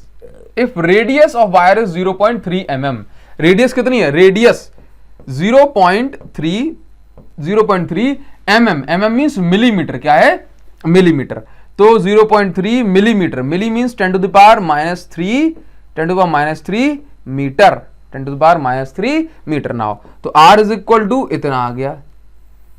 अभी क्या पूछ रहा है? What will be the resistivity, what will be the resistivity of metal at that temperature. Now temperature किसी फॉर्मूले में नहीं आएगा, आप कम से कम आपके लेवल पे। नाउ तो आप क्या करेंगे? आप सिंपल फॉर्मूला लगाएं। R is equal to, resistivity पूछ रहा है, रो L बाय A होता है। तो आप यहां से जो है रेजिस्टिविटी निकालेंगे तो ये हो जाएगा आपके पास R A बाय L। तो वैल्यूज पुट करोगे, आंसर आ जाएगा। R की वैल्यू कितनी है? 30, और A मतलब पाई R स्क्वायर अपॉन L की वैल्यू कितनी है? L कितना है? 2 मीटर। तो ये कैंसिल होने के बाद 15 बचेगा, 15। तो रो इज इक्वल टू 15 इंटू ये 3.14 इंटू R स्क्वायर के प्लेस पर देखो, अगर मैं इसका स्क्वायर करूंगा तो ये मिल जाएगा 0.09 into 10 to the power -6 metre square. और मैं इसको जो है और थोड़ा कर दूंगा तो ये जो है, चलो मैं यहाँ पे लिख दे रहा हूँ 0.09 into 10 to the power -6 metre square. और इस तरह से अगर मैं रो को जो है यहाँ पर सॉल्व करूंगा तो ये हो जाएगा आपका 15 का इससे इंटू कर देना, और जो फाइनल आंसर बचेगा that will be your resistivity in terms of ohm metre. इतना काम आप जो है ध्यान से कर लेना। ठीक, पूरा सॉल्व कर लेना, वन शॉट अपनी वीडियो काफी बड़ी हो जाएगी अदरवाइज। ठीक, नाउ आगे बढ़ेंगे। सॉल्व करा दे क्या? सॉल्व कर लेते हैं भाई। देखो जरा 3.14 का इंटू करेंगे, 3.14 का इंटू करेंगे 15 से, तो 15 4 60 और ये आपका 15 21 और ये आपका जो है 47 आ जाएगा। तो यहाँ पर 47.1 अप्रॉक्स जा रहा है और उसके बाद आप 0.9 से इंटू कर दोगे, तो 47.1 इंटू 9 से इंटू करोगे 0.9 से 0.9 नाउ, तो आप इसको इंटू करने पर 9 ठीक है नाउ, तो ये आपका बन जाएगा 6.039।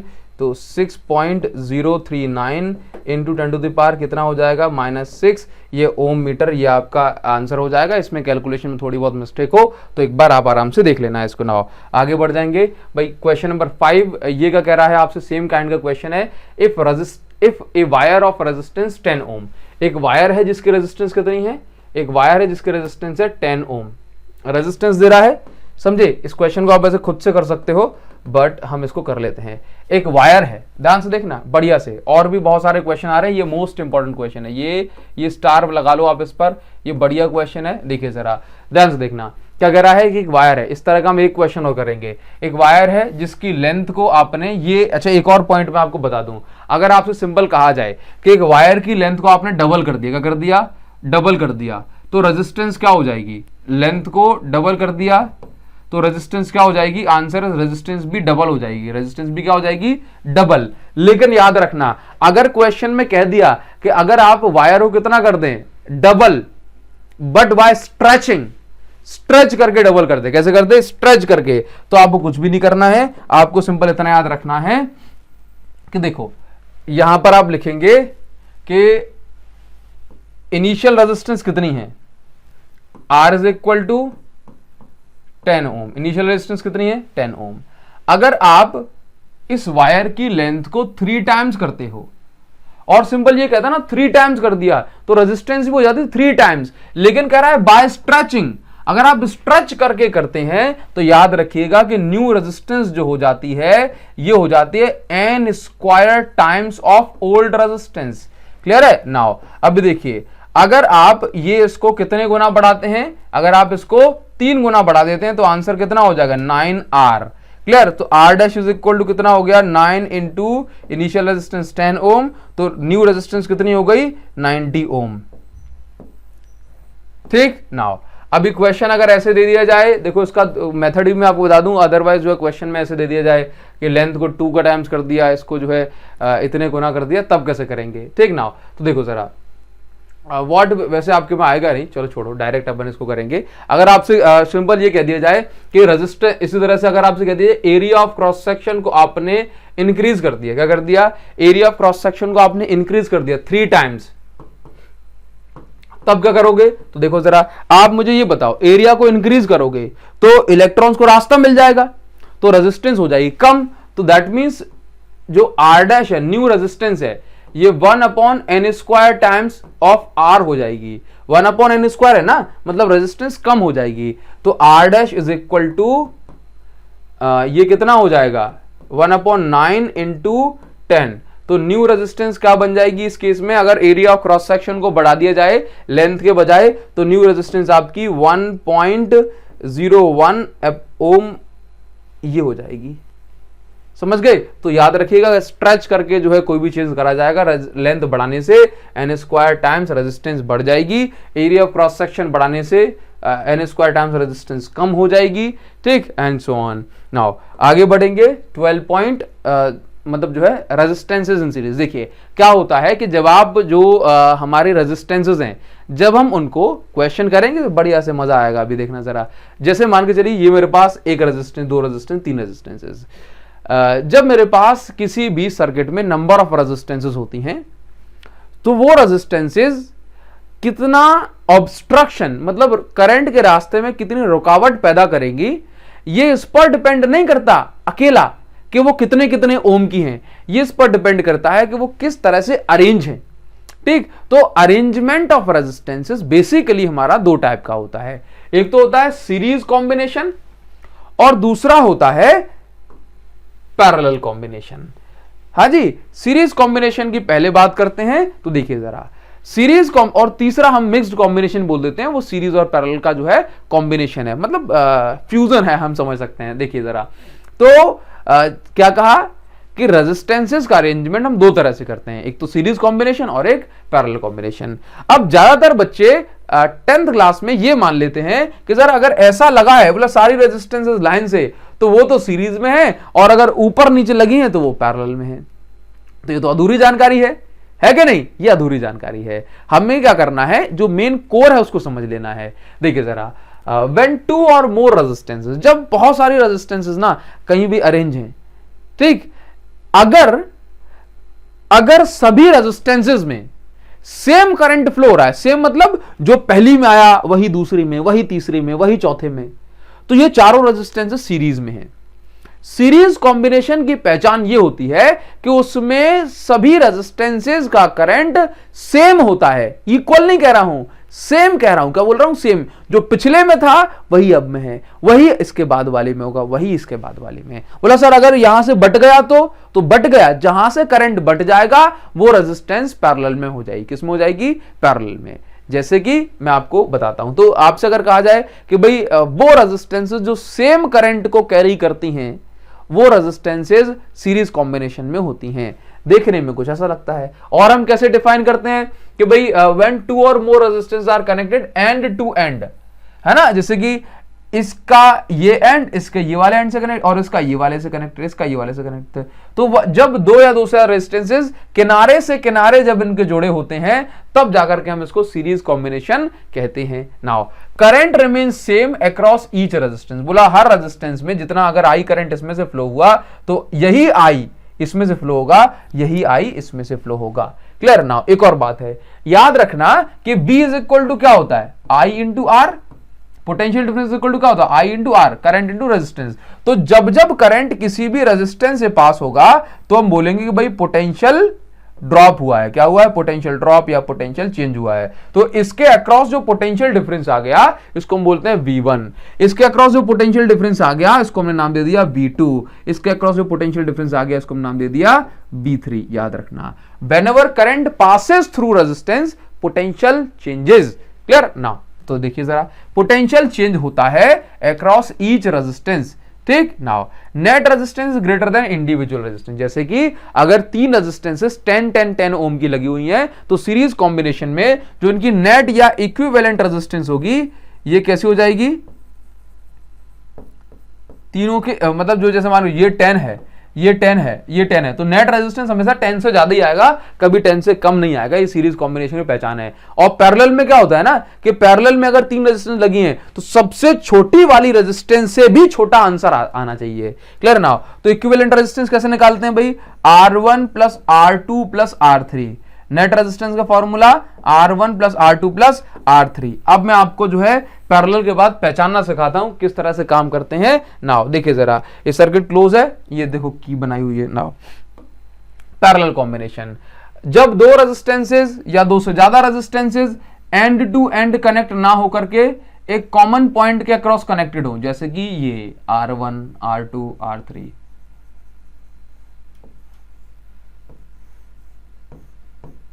बैटरी का पॉजिटिव, ये बैटरी का नेगेटिव। अब देखो जरा, ये तीनों रेजिस्टेंसेस R1, ये R2 और ये R3, ये तीनों रेजिस्टेंसेस जो हैं, ये तीनों रेजिस्टेंसेस कैसे कनेक्टेड हैं? End to and.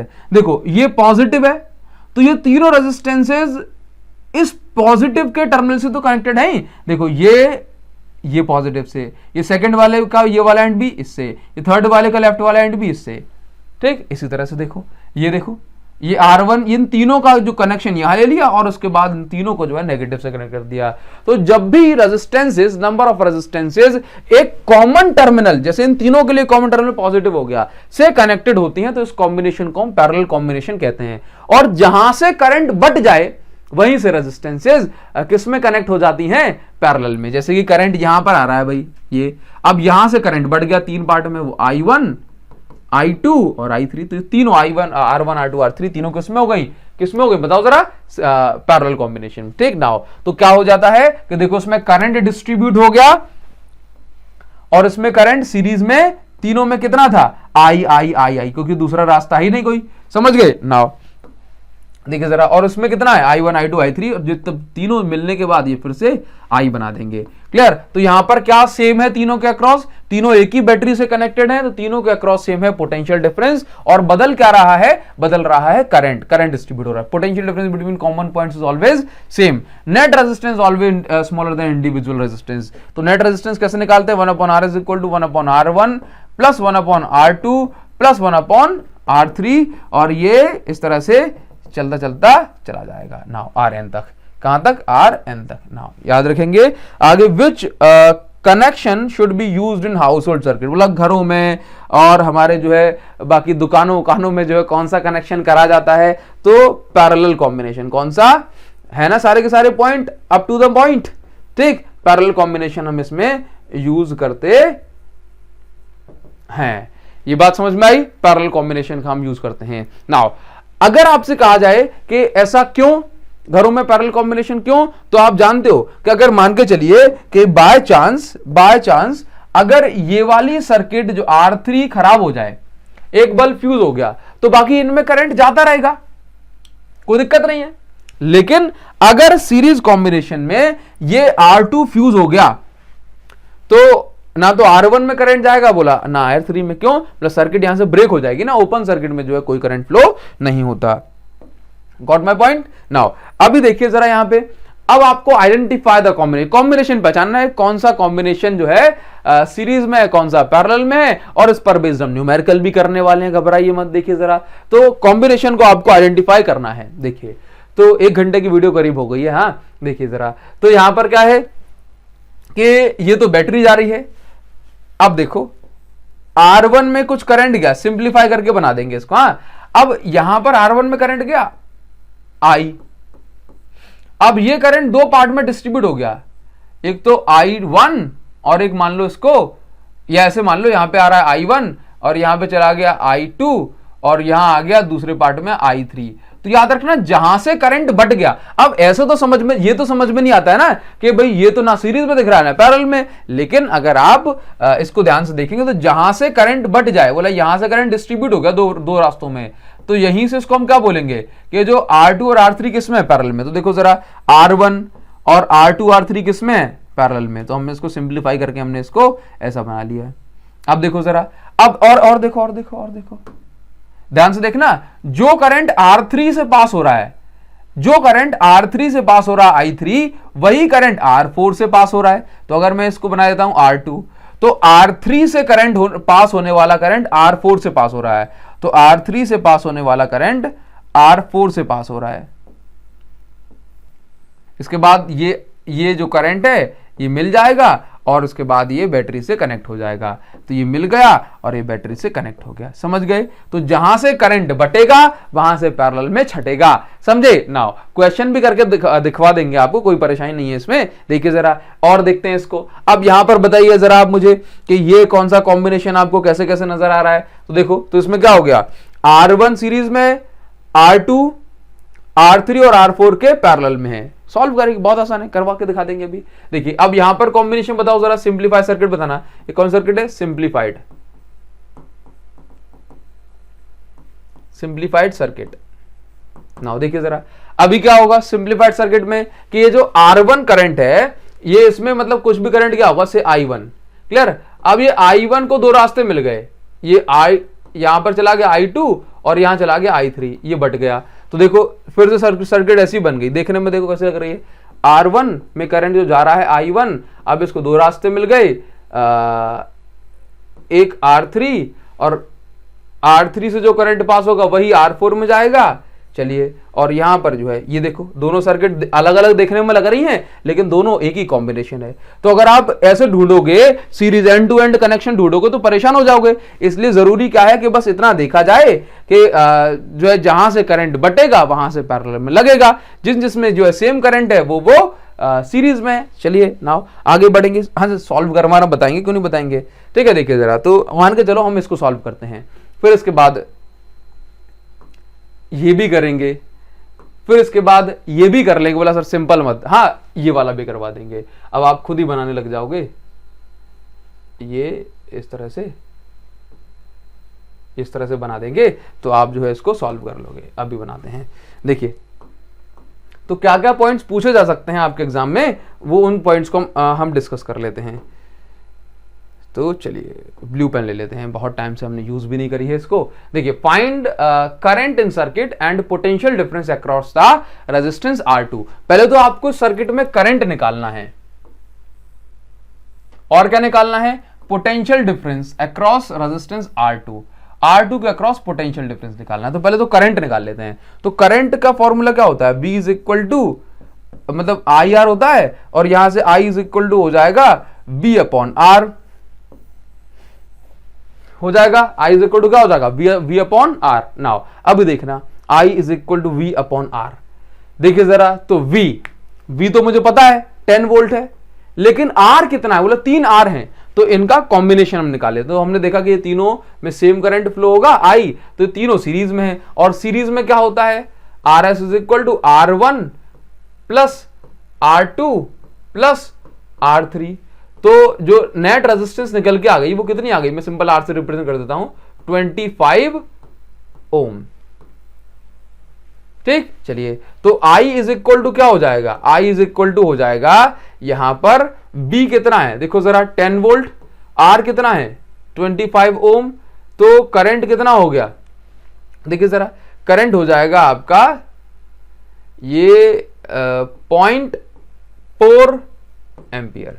कितना हो जाएगा, 0.4 एम्पियर, ये करंट हो गया। चलिए इतना ही जाएगा ना, V is equal to I is equal to V upon R। हाँ जी, 0.4 एम्पियर करंट इसमें फ्लो होगा। नाउ अभी क्या निकालना है आपको, करंट तो मैंने निकाल दिया, अब इसके बाद निकालना है find the potential difference across resistance R2।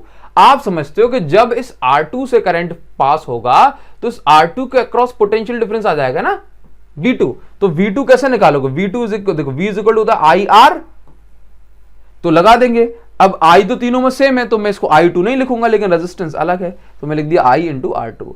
तो कितना हो जाएगा, I है 0.4 इंटू R2 कितना है, R2 है 5, तो फिर पोटेंशियल डिफरेंस कितना आ जाएगा 2 वोल्ट।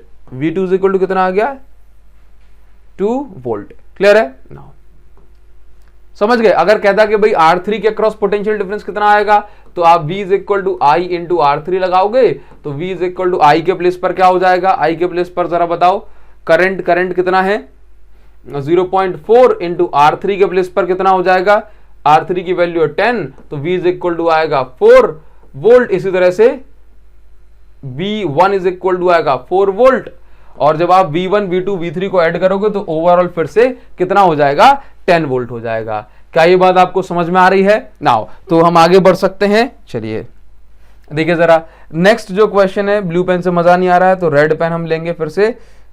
नाउ तो भी देखिए इस सर्किट में आपको दो काम करने हैं, एक तो टोटल करंट निकालना है, बहुत आसान है, एक आपको निकालना है potential difference across R1 R2 और R3। इसके इन तीनों के अक्रॉस मतलब अलग अलग पोटेंशियल डिफरेंस कितना होगा, ठीक है, ये काम करना है। और चौथा काम क्या करना है, तीसरा काम आपको कि इन तीनों में इंडिविजुअल करंट आपको निकाल करके बताना है। ये काम कर सकते हैं अपन। नाउ तो बहुत ही सिंपल है। सबसे पहले टोटल करंट निकालने के लिए आपको क्या करना पड़ेगा, I is equal to V upon R।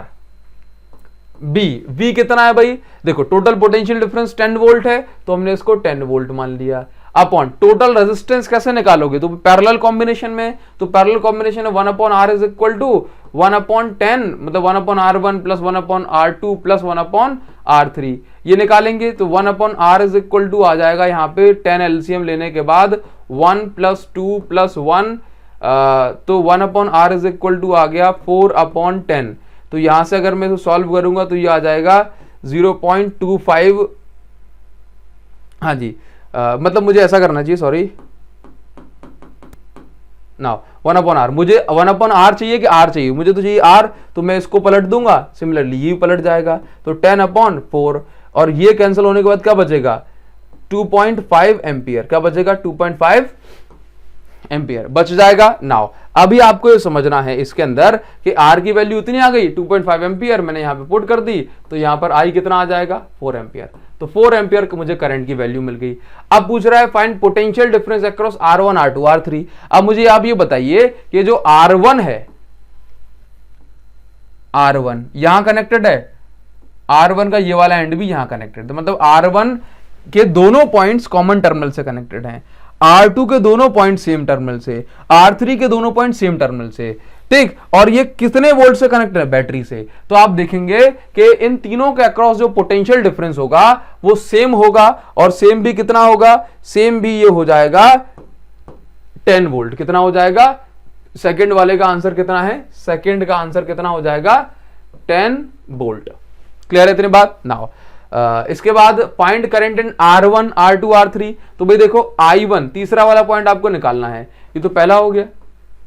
Third point निकालना है, क्या निकालना है? I1। तो I1 का formula V1 upon R1।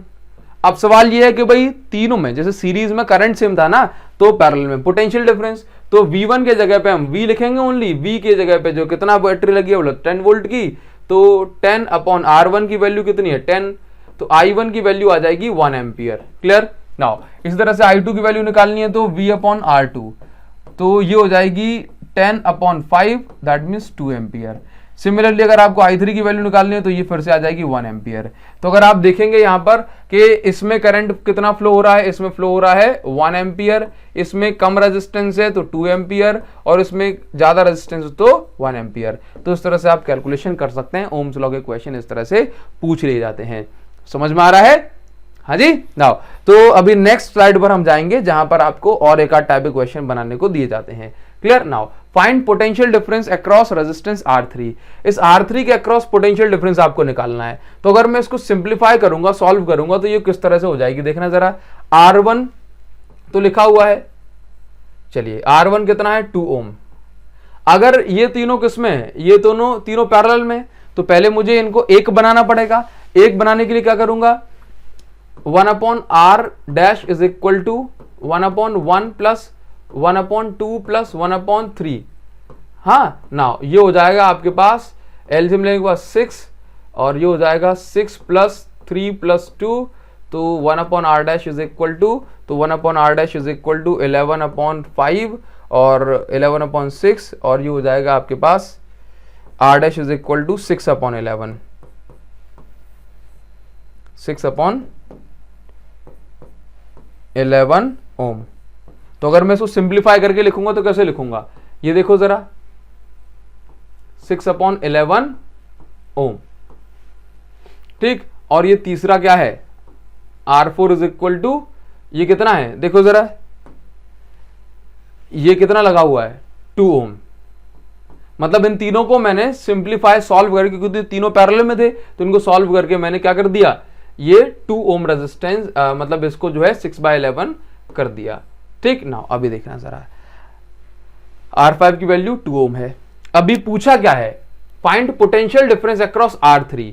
R3 के अक्रॉस पोटेंशियल डिफरेंस निकालना है। तो आप मुझे ये बताइए कि R3 के अक्रॉस पोटेंशियल डिफरेंस वही होगा जो R2 के अक्रॉस होगा, R2 के अक्रॉस वही होगा जो R4 के अक्रॉस होगा, मतलब इन तीनों के अक्रॉस सेम पोटेंशियल डिफरेंस होगा, है कि नहीं? तो हम देख लेते हैं कि इनके कॉम्बिनेशन के अक्रॉस कितना है, वही होगा तीनों में। तो हमने क्या किया कि यहां पर ये जो 9 वोल्ट दिया हुआ है, अगर यहां पर हम ओवरऑल रेजिस्टेंस निकालते हैं, क्योंकि अभी तीनों सीरीज में है, तो R इज इक्वल टू, ये तीनों सीरीज में है ना, तो 2 प्लस 6 अपॉन 11 प्लस 2, तो यहां पर ये हो जाएगा आपके पास 22 प्लस 6 प्लस 22 अपॉन में 11, तो यहां से 44 से 50 और 50 अपॉन 11 ये अपना ये हो जाएगा। तो अगर हम इसे सॉल्व करेंगे तो ये आपका 4.5 ओम हो जाएगा, ठीक। तो जो रेजिस्टेंस आ गई वो उसकी कितनी आ गई? 4.5 ओम। और अगर हम यहां पर करंट जो है कैलकुलेट करेंगे तो हो जाएगा V upon R, I is equal to, V कितना है देखो जरा, 9 वोल्ट, अपॉन में R कितना है 4.5, पॉइंट हटाएंगे ऊपर 0 आ जाएगा, तो I is equal to 2 ampere current, वैसे भी जो है कट जाता है 2 एम्पियर करंट। तो इस पूरे सर्किट में कितना करंट फ्लो हो रहा है? 2 एम्पियर, 2 एम्पियर। अगर आप मुझे बताइए कि मुझे R3 के अक्रॉस पोटेंशियल डिफरेंस निकालना है, तो मैं देखूंगा कि इसमें कितना करंट जा रहा है। देखो इसके अक्रॉस, देखिए जरा मैं आपको बताता हूं, अगर मुझे इसके अक्रॉस पोटेंशियल डिफरेंस निकालना है तो कैसे कर सकते हैं? पहले तो मैं इसके अक्रॉस निकाल दूं, फिर इसी का करंट तो बटेगा। तो मैं देखूंगा कि भाई इसको नाम देता हूं मैं, कुछ भी आर डैश दिया था ना, तो आर डैश के अक्रॉस पोटेंशियल डिफरेंस कितना हो जाएगा, तो मैं लिखूंगा V dash is equal to I into R dash. तो भाई आई कितना है, आई देखो आई कितना है, आई आई आई आई आई आई आई आई आई है 2 एम्पियर इंटू आर डैश की वैल्यू 6/11। तो जो इसमें जो पोटेंशियल डिफरेंस आएगा इसके अक्रॉस ये हो जाएगा 12/11, और अगर हम इसको कैंसिल करेंगे तो ये हो जाएगा 1.1। ठीक है, नाउ तो 1.1 वोल्ट का पोटेंशियल डिफरेंस इसके अक्रॉस आ गया, और अगर 1.1 वोल्ट का पोटेंशियल डिफरेंस इसके अक्रॉस है तो फिर इनके अक्रॉस कितना कितना हो जाएगा, आप ये समझ सकते हैं इन तीनों के अक्रॉस सेम पोटेंशियल डिफरेंस होगा, क्योंकि R3, R2 और R4 सेम जो है टर्मिनल से कनेक्टेड हैं। मेरे हिसाब से आपको बात समझ में आ रही होगी यहाँ पर। नाउ तो ये हो गया। चलिए अभी हम आ जाते हैं हीटिंग इफेक्ट ऑफ करंट पर, जो कि बहुत इंपॉर्टेंट जो है पार्ट है, और उसके भी न्यूमेरिकल समय करने हैं। तो हम इसको यहां से हटा करके नई स्लाइड को एक बार ओपन कर लेते हैं।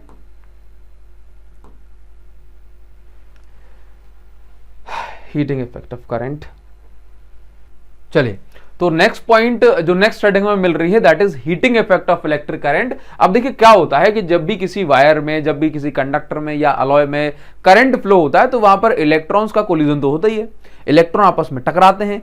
इस टकराने के कारण वहां पर हीट जनरेट होती है, और इसी हीट जनरेट होने को हम बोलते हैं heating effect of electric current. That means heating effect is due to collision between electrons and ions. Now तो जब भी किसी कंडक्टर से करंट फ्लो होगा या अलॉय से करंट फ्लो होगा तो जो हीटिंग होती है ये डिपेंड करती है करंट पर, कितना करंट फ्लो हो रहा है, ठीक, रेजिस्टेंस पर, और कितने टाइम के लिए करंट फ्लो हो रहा है। तो हम H is equal to I square RT, ये इसका फॉर्मूला बन जाता है, और हम इसको बोलते हैं joules law of heating. Actual में क्या होता है कि heating effect is more in alloys, ये पॉइंट आपको ध्यान रखना है कि जो अलॉयज जो होते हैं, अलॉयज में हीटिंग इफेक्ट कैसा होता है, ये मैं कहूं कि भाई बहुत ज्यादा होता है कंडक्टर की या मेटल की कंपैरिजन में। क्यों? क्योंकि इनकी जो स्पेसिफिक रेजिस्टिविटी है ना ये बहुत ज्यादा होती है, इनके पास फ्री इलेक्ट्रॉन्स नहीं होते, तो इलेक्ट्रॉन जब यहां से यहां जाते हैं तो आपस में एकदम जो है टकराते हुए जाना पड़ता है, समझे, रास्ता नहीं मिल पाता आसानी से। तो अलॉयज के अंदर जो हीटिंग होती है ये ज्यादा होती है because of high resistivity, because of high resistivity. अच्छा, अलॉय की एक खासियत होती है लो टेम्परेचर कोएफिशिएंट होता है इनका, मतलब थोड़ी बहुत रेजिस्टेंस चेंज होने से इनको कोई फर्क नहीं पड़ता। क्लियर? नाउ देखिए, तो इस कारण से इसको एक्सपेरिमेंट पर्पज के लिए यूज करते हैं, लेकिन मैं चाहूंगा कि भाई ये वाला पॉइंट आप इस पर ध्यान ना दें, बिकॉज आपको अभी इस चीज की जरूरत नहीं है। तो आप क्या करें, आप सिर्फ इतना याद रखें कि अलॉयज क्या करते हैं भाई, इनका जो रेजिस्टिविटी है बहुत ज्यादा होती है मेटल्स कंपैरिजन में, तो इसके अंदर जो हीटिंग होती है ये भी ज्यादा होती है, इसीलिए हम अलॉयज को यूज करते हैं हीटिंग पर्पस के लिए। तो भाई हमने कहां कहां देखे अलॉयज का यूज होना, तो देखिए जैसे आपने इलेक्ट्रिक आयन देखी है, प्रेस जो होती है उसमें क्या होता है कि जो हीटिंग एलिमेंट है वो क्या है, अलॉय का बना हुआ है। इसके अलावा जो इमर्शन रॉड है, गर्म पानी करने वाली रॉड, इसका जो आप ये जो देखते हैं ये किसकी बनी होती है, ये भी अलॉय की बनी होती है, ये भी अलॉय की बनी होती है, तभी इसमें ज्यादा हीटिंग होती है। इस तरह का आपने रूम हीटर देखा होगा या रोटी बनाने वाला हीटर देखा होगा, इसमें नाइक्रोम वायर यूज होता है, तो नाइक्रोम वायर यूज होता है, ये भी किसका बना हुआ है, ये भी अलॉय का बना हुआ है। अलॉय में हीटिंग ज्यादा होती है इसलिए इसको यूज करते हैं। बात समझ में आ रही है ना? अच्छा, आप ये देखें कि आपने पानी गर्म करने वाली रॉड देखी होगी, तो उसमें इस तरह टर्न्स लगे होते हैं। क्यों लगे होते हैं? ताकि ये जो लेंथ है ना, ये ज्यादा सा लेंथ कम से कम उसमें आ जाए एरिया में। तो आप देखेंगे कि भाई लेंथ बढ़ने से जो लेंथ बढ़ने से जो रेजिस्टेंस है वो बढ़ जाती है, तो फिर ज्यादा हीटिंग ये करके आपको देगा। क्लियर है? तो ये हीटिंग इफेक्ट ऑफ करंट होता है, इस पर न्यूमेरिकल भी करेंगे most important. Now heating effect का ही एक आप एप्लीकेशन समझ सकते हैं इलेक्ट्रिक फ्यूज। तो इलेक्ट्रिक फ्यूज का काम होता है कि हमारे घर में जो एक्स्ट्रा करंट कभी भी वोल्टेज बढ़ जाने के कारण से या किसी भी तरह के फ्लक्चुएशन से जब करंट की वैल्यू एक्सीड कर जाती है, एक लिमिट से ज्यादा पहुंच जाती है, तो वो जो एक्स्ट्रा जो करंट होता है ना, एकदम जो हैवी करंट जो होता है, उसको हमारे घरों के डिवाइसेस में आने से रोकता है। खुद की जान न्यौछावर करके जो हमारे सभी डिवाइसेस को बचा ले, उसको ही हम इलेक्ट्रिक फ्यूज कहते हैं। एक्चुअल में क्या होता है कि इलेक्ट्रिक फ्यूज ऐसा डिवाइस है जो कि लिमिट करता है करंट, दैट मींस जो एक्सेस करंट है उसको रोक के रखता है हमारे घरों की सर्किट में। ये जो फ्यूज वायर है ये अलॉय का बना होता है। कौन सा अलॉय का? जो कि लेड प्लस टिन से बनता है। क्या? लेड प्लस टिन से। ठीक नाउ, अभी अगर आपने अपने घर में एक्सटेंशन वायर कभी देखे हो, अरे बिल्कुल देखे हैं, हाँ, जो एक्सटेंशन बोर्ड होते हैं उसमें अपन कभी डोरी छोटी पड़ जाती है तो उसमें प्लग लगा देते हैं, उसमें ये लगा होता है इस तरह का। अदरवाइज जो हमारा जो मेन बोर्ड है वहां भी जो है इस तरह का फ्यूज वायर लगा होता है। तो जब भी कोई एक्स्ट्रा करंट या ज्यादा करंट आ रहा है हमारी जो परमिसेबल वैल्यू से ज्यादा, तो ये वायर जो बना होता है लेड प्लस टिन का बना होता है। और ऐसे कॉम्पोजिशन होती है इसकी कि इसका मेल्टिंग पॉइंट लो होता है, मतलब थोड़ा भी जो है करंट बढ़ेगा, करंट बढ़ने से हीटिंग बढ़ेगी, हीटिंग बढ़ने थोड़ा भी इसका टेम्परेचर बढ़ा तो ये यहां से कहीं से ब्रेक हो जाएगा। और अगर ब्रेक हो गया तो करंट जो है मेन बोर्ड से मेन बोर्ड तक तो आएगा लेकिन घर के अंदर नहीं घुस पाया। क्यों? क्योंकि ये ब्रेक हो गया बीच में। तो इस तरह से ये हमारे घरों के डिवाइसेस को बचा लेता है। ये हमेशा सीरीज में लगाया जाता है ताकि सारा का सारा करंट इससे जाए। और अभी आपको बताया main board, that means beginning of house पे ये या बिगिनिंग ऑफ इलेक्ट्रिक सर्किट में इसको लगाया जाता है। क्लियर है? नाउ तो ये हो गया इलेक्ट्रिक फ्यूज। अभी इसके बाद यहां पर आपके क्वेश्चन देखना है। ये क्वेश्चन जो है हर बच्चा कर लेता है, लेकिन इसमें एक छोटा सा पॉइंट होता है जो कि कभी आपको आगे दिक्कत ना दे, इसलिए आप इस चीज को बढ़िया से समझिए। देखिए क्या दिया हुआ है क्वेश्चन में, दो कंडक्टिंग वायर है, सेम मटेरियल है, सेम लेंथ है, सेम डायमीटर है, मतलब सब कुछ सेम है। क्या है? सब कुछ सेम। सब कुछ सेम होने के कारण से इनकी रेजिस्टेंस भी सेम है ना। तो पहले इनको कनेक्ट किया गया सीरीज में, फिर कनेक्ट किया गया पैरेलल में, तो सेम पोटेंशियल डिफरेंस प्रोवाइड करा रहा है, मतलब सब कुछ ही सेम है। What will be the ratio of heat produced in series and parallel combination? तो आपको ना क्या करना है कि दो वायर हैं, इन दो वायर के सब कुछ सेम है, दैट मींस रेजिस्टेंस सेम है। तो अभी एक वायर ये हो गया और दूसरा वायर हमने पहले इसको, इन दोनों वायर को सीरीज में कनेक्ट कर दिया। फिर कहा जा रहा है कि अब आप इन दोनों वायर को, क्योंकि देखो हर वायर के अंदर से जब करंट फ्लो होता है तो इलेक्ट्रॉन तो कोलाइड करेंगे, तो हर वायर के अंदर कुछ ना कुछ रेजिस्टेंस जरूर होती है, तो उसी रेजिस्टेंस के फॉर्म में हमने इसको बता दिया। क्लियर? ये आर नाउ अभी आप देखिएगा क्या होता है कि हमने इसको सेम पोटेंशियल दैट मींस दोनों में जो पोटेंशियल डिफरेंस प्रोवाइड कराया है वी प्रोवाइड कराया है।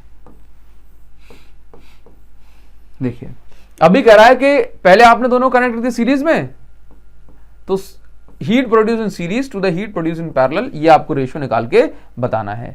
लेकिन क्या होता है, मैं आपको यहां पर एक पॉइंट मेंशन कराना जरूर चाहूंगा कि भाई इस क्वेश्चन में कहीं भी ये नहीं लिखा कीपिंग करंट कांस्टेंट, हाँ, नॉट मेंशन्ड, ये मेंशन नहीं किया, नॉट मेंशन्ड कांस्टेंट करंट। हाँ, कांस्टेंट करंट, अगर कांस्टेंट करंट मेंशन नहीं किया तो फिर रेजिस्टेंस के बदलने से करंट चेंज होगा, बस इतनी बात याद रखिए। अगर वो लिख के देता विदाउट चेंजिंग करंट या कीपिंग करंट कांस्टेंट, तब कहानी कुछ और होती। तो अब मैं आपको बता देता हूं, अब आप समझ जाएंगे बात को। देखिए जरा, तो अभी क्या होगा कि जब हम बात कर रहे हैं कि भाई यहां पर अगर आपने सीरीज कॉम्बिनेशन में लगा दिया दो वायर को तो रेजिस्टेंस ऐड हो जाएगी, that means R plus R क्या हो जाएगा? 2R। तो भाई रेजिस्टेंस इन सीरीज कॉम्बिनेशन कितनी हो गई? 2R। अगर रेजिस्टेंस डबल हो गई तो करंट क्या हो जाएगा? सीरीज कॉम्बिनेशन में करंट हो जाएगा जो भी करंट पहले था उसका आधा।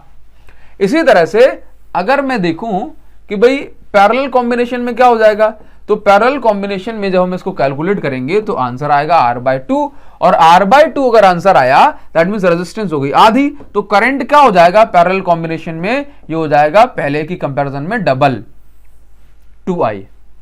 क्लियर है? तो अब मुझे निकालना है heat produced in series to the heat produced in parallel. अब सीरीज में क्या है भाई?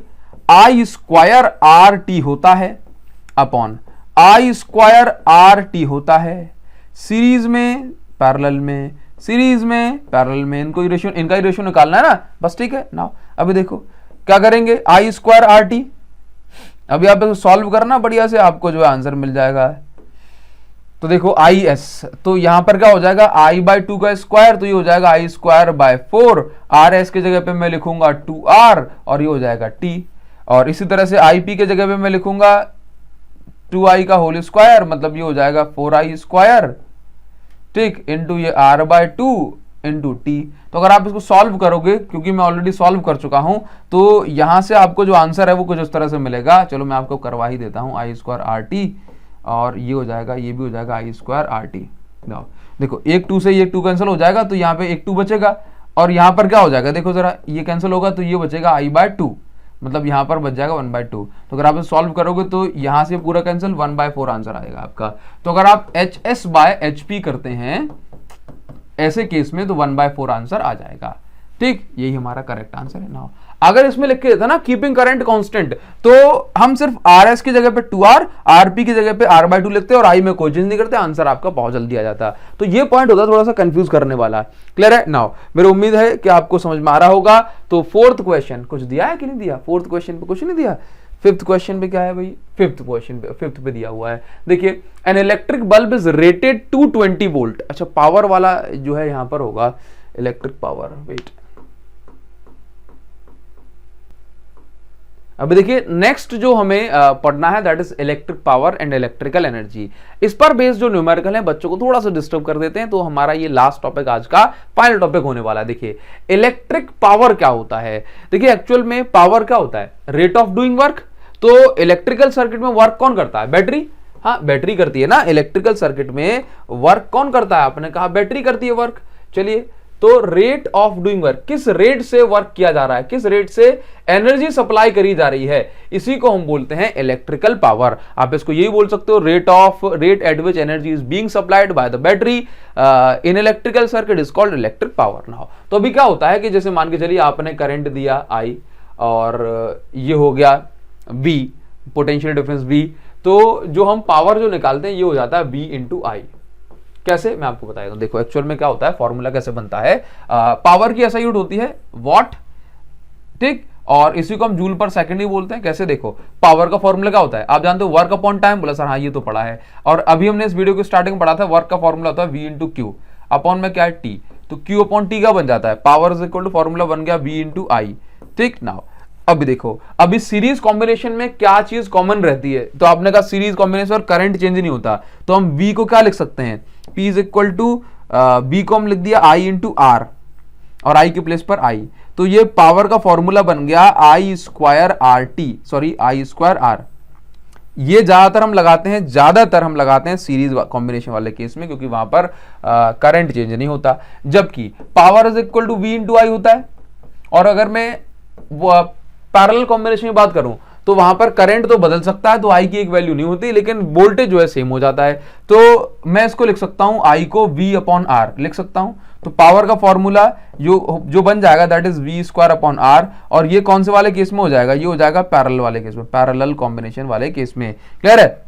ये बात हो गई इतनी, ये बात समझ भाई। नाउ अगली जो बात आपको समझनी है वो ये है कि ये तो सीरीज कॉम्बिनेशन फॉर्मूला, ये पैरेलल कॉम्बिनेशन में फॉर्मूला हो जाएगा पावर का। अच्छा, नेक्स्ट पॉइंट मैं आपको यहां पर रेटेड पावर भी समझाऊंगा। हाँ, नाउ नेक्स्ट पॉइंट मैं आपको यहां पर बता दूं, तो पावर के ये फॉर्मूले आपको मिल गए। अब अगर इलेक्ट्रिकल एनर्जी की बात की जाए, इलेक्ट्रिकल एनर्जी, तो इलेक्ट्रिकल एनर्जी जो है ये क्या बन जाएगी, देखो जरा मुझे, जो वर्क होता है यही एनर्जी, वर्क जो भी आप वर्क करते हो वही एनर्जी में कन्वर्ट होता है। तो जो वर्क का फॉर्मूला बन गया पावर इंटू टाइम, यही एनर्जी का फॉर्मूला होता है power into time, E is equal to PT। तो E इज इक्वल टू, अगर मुझे निकालना है सीरीज में या वैसे भी, तो अगर ये आ रहा है आपका I स्क्वायर R, पावर क्या है I स्क्वायर R, तो T का इंटू हो जाएगा, तो I स्क्वायर RT फॉर्मूला बन जाएगा। ये इस तरह से होता है। नाउ अब एक यहां पर, या आप इसका स्क्रीनशॉट ले सकते हैं या आप इसको नोट कर लो। यहां पर एक छोटा सा कॉन्सेप्ट है रेटेड पावर का। कौन सा? रेटेड पावर का। ये जो है आपको एक बार अच्छे समझना है, ठीक, याद रखना, जूल मतलब वर्क अपॉन में क्या है टाइम, तो जूल पर सेकंड पावर की यूनिट हो गई। ठीक, नाउ अब यहां पर क्या एक कॉन्सेप्ट है रेटेड पावर,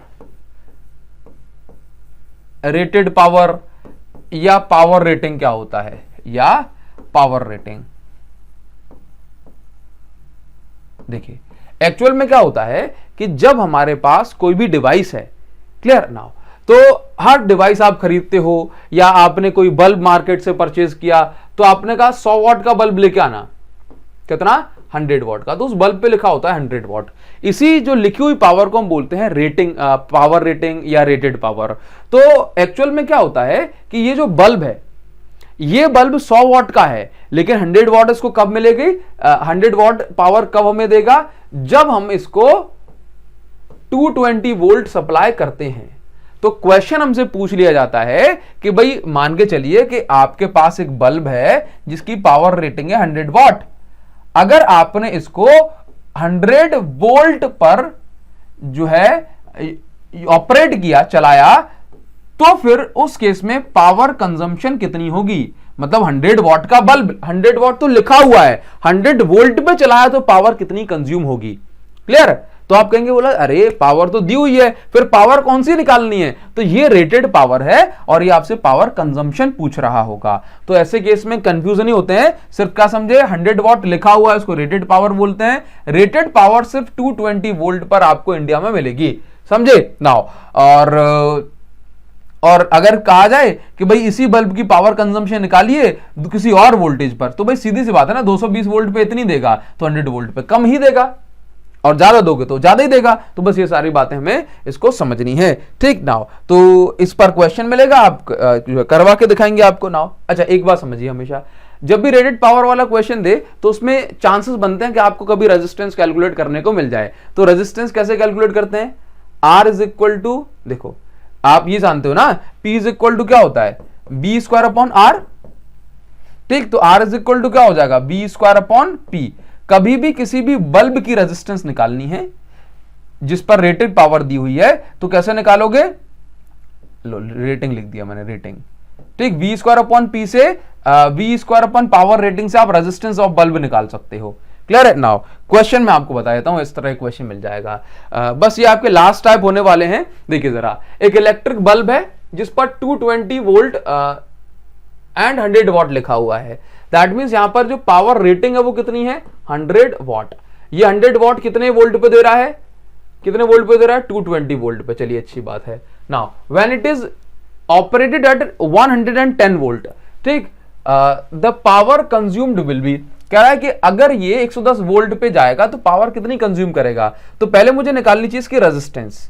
तो रेजिस्टेंस में निकालूंगा, फॉर्मूला क्या हो जाएगा, V square upon power rating, ठीक। जितने पे ये जो है ना 220 पे चलाया जाता है, जितने पे चलाया जाता है अपॉन रेटिंग, ठीक। नाउ देखो पावर रेटिंग है तो ऊपर रेटिंग वाली तो वोल्टेज होगा, तो कह रहा है कि rated eight 220 volt and 100 what, तो 100 वॉट देता है 220 वोल्ट पे। तो नीचे पावर रेटिंग, ऊपर रेटिंग वाला वोल्टेज, तो ये हो जाएगा 220 का स्क्वायर अपॉन में रेटिंग पावर। पावर रेटिंग कितनी है भाई, 100 वॉट। तो आप इसको कैलकुलेट करोगे तो ये आ जाएगा आपका R इज इक्वल टू 484 ओम।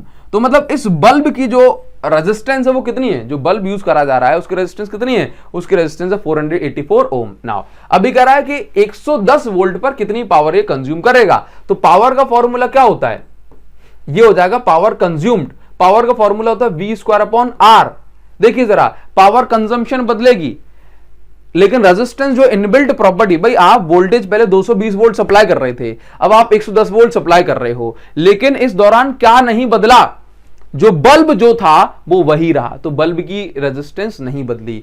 तो पावर कंजम्पशन जब निकाल रहे हो तो अब कितने, जी तो आपने निकाल दिया 110, ये तो 220 वोल्ट की बात थी, 110 वोल्ट पे निकाल रहे हो तो कैसे निकालोगे, अपॉन रेजिस्टेंस जो नहीं बदलती। ये आप इसको कैलकुलेट करोगे तो यहां से पावर कंज्यूम का जो है आपको मिल जाएगा। देखते हैं कितना आ जाएगा ये 110, ठीक। नाउ अगर आप यहां से कैलकुलेट करते हो उसको, 11 1 जा 11 10, और ये यहां से जाएगा 4 और ये 44, 11 10 और ये 4, तो मतलब 25 वॉट। कितना आंसर आ गया, 25 वॉट, समझे। तो अगर आप इस बल्ब को 220 वोल्ट पे ऑपरेट करते हो तो 100 वॉट देगा, और अगर आप इसको 110 वोल्ट पे करते हो तो 25 वॉट देगा। क्लियर है? और यही 25 वॉट हमारा आंसर है, ठीक। समझ में आया? नाउ एक आध क्वेश्चन और देखते हैं। देखिए ये मोस्ट इंपॉर्टेंट क्वेश्चन है, आपके एनसीईआरटी क्वेश्चन है और आने के चांसेस भी हैं इसके। मैं आपको एकदम जो है चुटकियों में खत्म करवाता हूं उसको। देखिए जरा, देखो, how many bulbs of resistance 176 ohms are connected to carry 5 ampere on 220 volt line? बहुत सिंपल, देखिए कह रहा है कि 176 वोल्ट मतलब 176 ओम के कितने बल्ब कनेक्ट किए जाएं कि ये इतना करंट कैरी कर सके 220 वोल्ट पे। तो बस उसने थोड़ा सा क्वेश्चन को जो है बदल दिया। देखिए जरा मैं आपको समझाता हूं। देखो 220 वोल्ट क्या है और आई क्या है, ठीक ना। तो अगर मैं रेजिस्टेंस निकालता हूं तो ये B अपॉन आई से मुझे मिलेगी 220 अपॉन 5, कैलकुलेट करा 44 ओम आ गई। अरे भैया, तो क्वेश्चन में कुछ इस तरह का पूछा गया। अगर चलो मैं आपसे ये कहता कि 8 ओम की कितनी रेजिस्टेंस लगाऊं कि आंसर 4 ओम आ जाए, तो आप बोलते सर पैरेलल में लगानी पड़ेगी, क्यों, बोला कम हो रहा है, समझे ना, पैरेलल में लगानी पड़ी क्योंकि रिजल्ट कम आ रहा है। 8 ओम ऐसे बोल लो, 4 ओम की कितनी रेजिस्टेंस लगाऊं कि आंसर 2 आए, तो आप कहोगे सर 2 रेजिस्टेंस लगा दो पैरेलल में, हो जाएगा ना। चलिए तो काम आसान है। तो इसी तरह से वो पूछ रहा है कि 176 ओम की कितनी रेजिस्टेंस लगाऊं कि आंसर मेरा 44 ओम आए। उसने इस 44 ओम को घुमा के ऐसा लिख दिया। तो जब ऐसा क्वेश्चन है तो कुछ नहीं करना है आपको। पहली चीज, क्योंकि इंडिविजुअल रेजिस्टेंस 176 ओम की है और रिजल्टेंट 44 ओम आ रहा है, तो ये रेजिस्टेंसेस पैरेलल में लगेंगी। हाँ, resistances should be connected in parallel because net resistance is lesser than individual resistance।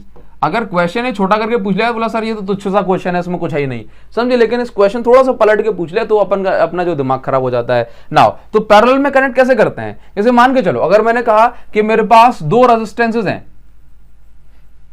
2 ओम की, या चलो मैं कहूं कि भाई 2 रेजिस्टेंस है 2 ओम की, तो आंसर कितना आएगा, मतलब अच्छा ऐसे बोलता हूं 4 ओम की 2 रेजिस्टेंस है मेरे पास, 4 और 4, तो आंसर कितना आएगा पैरेलल में, तो आप कहोगे सर आंसर आ जाएगा 2, क्लियर। और 4 ओम की 3 रेजिस्टेंस हो गई, तो आंसर कितना आ जाएगा 4/3, करके देख लो पता पड़ जाएगा। 4 ओम की 4 रेजिस्टेंस हो गई तो कितना आ जाएगा 4/4, ठीक। 4 ओम की 5 रेजिस्टेंस हो गई तो आंसर कितना आ जाएगा 4/5। इसी तरह से मतलब ये जो इंडिविजुअल रेजिस्टेंस है ना, उसमें अगर आप n का डिवाइड कर दोगे तो n रेजिस्टेंसेस पैरेलल में होगी तो आंसर आ जाएगा। थोड़ा समझने की कोशिश करो, थोड़ा सा रिवाइंड कर लेना वीडियो को, क्लियर है नाउ। तो अगर मैं कहूं कि पैरेलल कॉम्बिनेशन की बात करी जा रही है और आपसे कहा जा रहा है कि भाई कितनी रेजिस्टेंस कनेक्ट करूं, तो आप लिखेंगे पैरेलल कॉम्बिनेशन में अगर आप R/N करते हैं तो आंसर कितना चाहिए 44 ओम चाहिए। तो बस R की वैल्यू 176 ओम अपॉन में 44 इज इक्वल टू कितना आ गया N।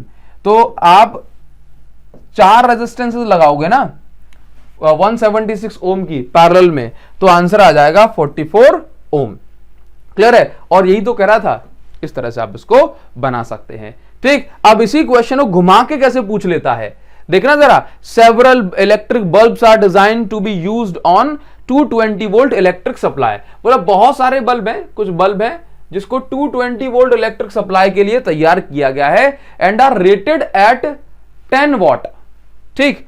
10 वॉट रेटिंग दी हुई है, मतलब आप ये मान के चलिए कि रेटेड पावर कितनी है, पावर रेटिंग कितनी है 10 वॉट, और कितने वोल्ट पे चलाना है 220 वोल्ट पे, ठीक। हाउ मेनी लैंप्स या मतलब bulb are connected in parallel across 220 volt line so that maximum allowable current is 5 ampere, ठीक। मतलब इसने क्या दिया कि कितने बल्ब मैं लगाऊं पैरेलल में कि आंसर मेरा 220/5 आ जाए, मतलब रेजिस्टेंस मुझे कितनी चाहिए, अलाउएबल रेजिस्टेंस, मतलब मैं कितनी रेजिस्टेंस को अलाउ कर पाऊंगा, मैक्सिमम करंट बोला 5 एम्पियर ही जाना चाहिए।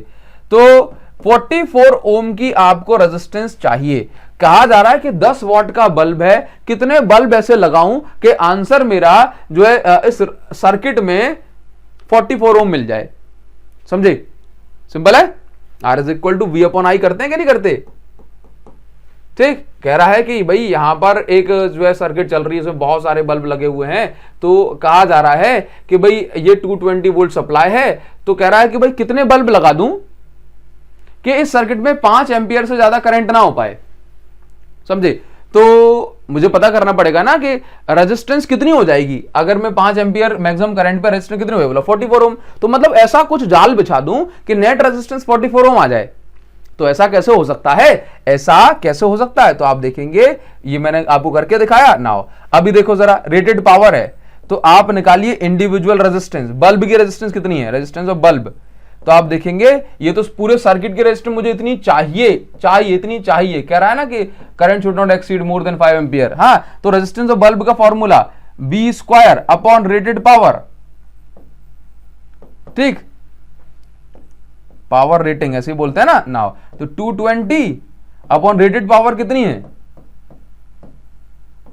10 वॉट, करेंगे कैंसिल।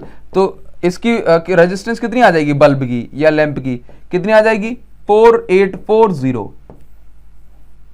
नाउ तो बस फिर से सवाल वही आ गया कि कितने रेजिस्टेंसेस लगाएं पैरेलल में, सॉरी पैरेलल करना चाहिए यहां पे, तो मैं पैरेलल में बोलूंगा इसको। तो R by N is equal to answer 44 आ जाए। तो आप देखेंगे यहां पर कि भाई R कितना है 4840 अपॉन N कितना है, N देखो जरा, N, बात समझ रहे हो? तो N देखिए, N कितना है, निकालना है 44। तो ये आंसर आपका, कैंसिल करोगे अभी तो किया था, तो N की जो वैल्यू आ जाएगी दैट इज योर 110 बल्ब आ जाएंगे।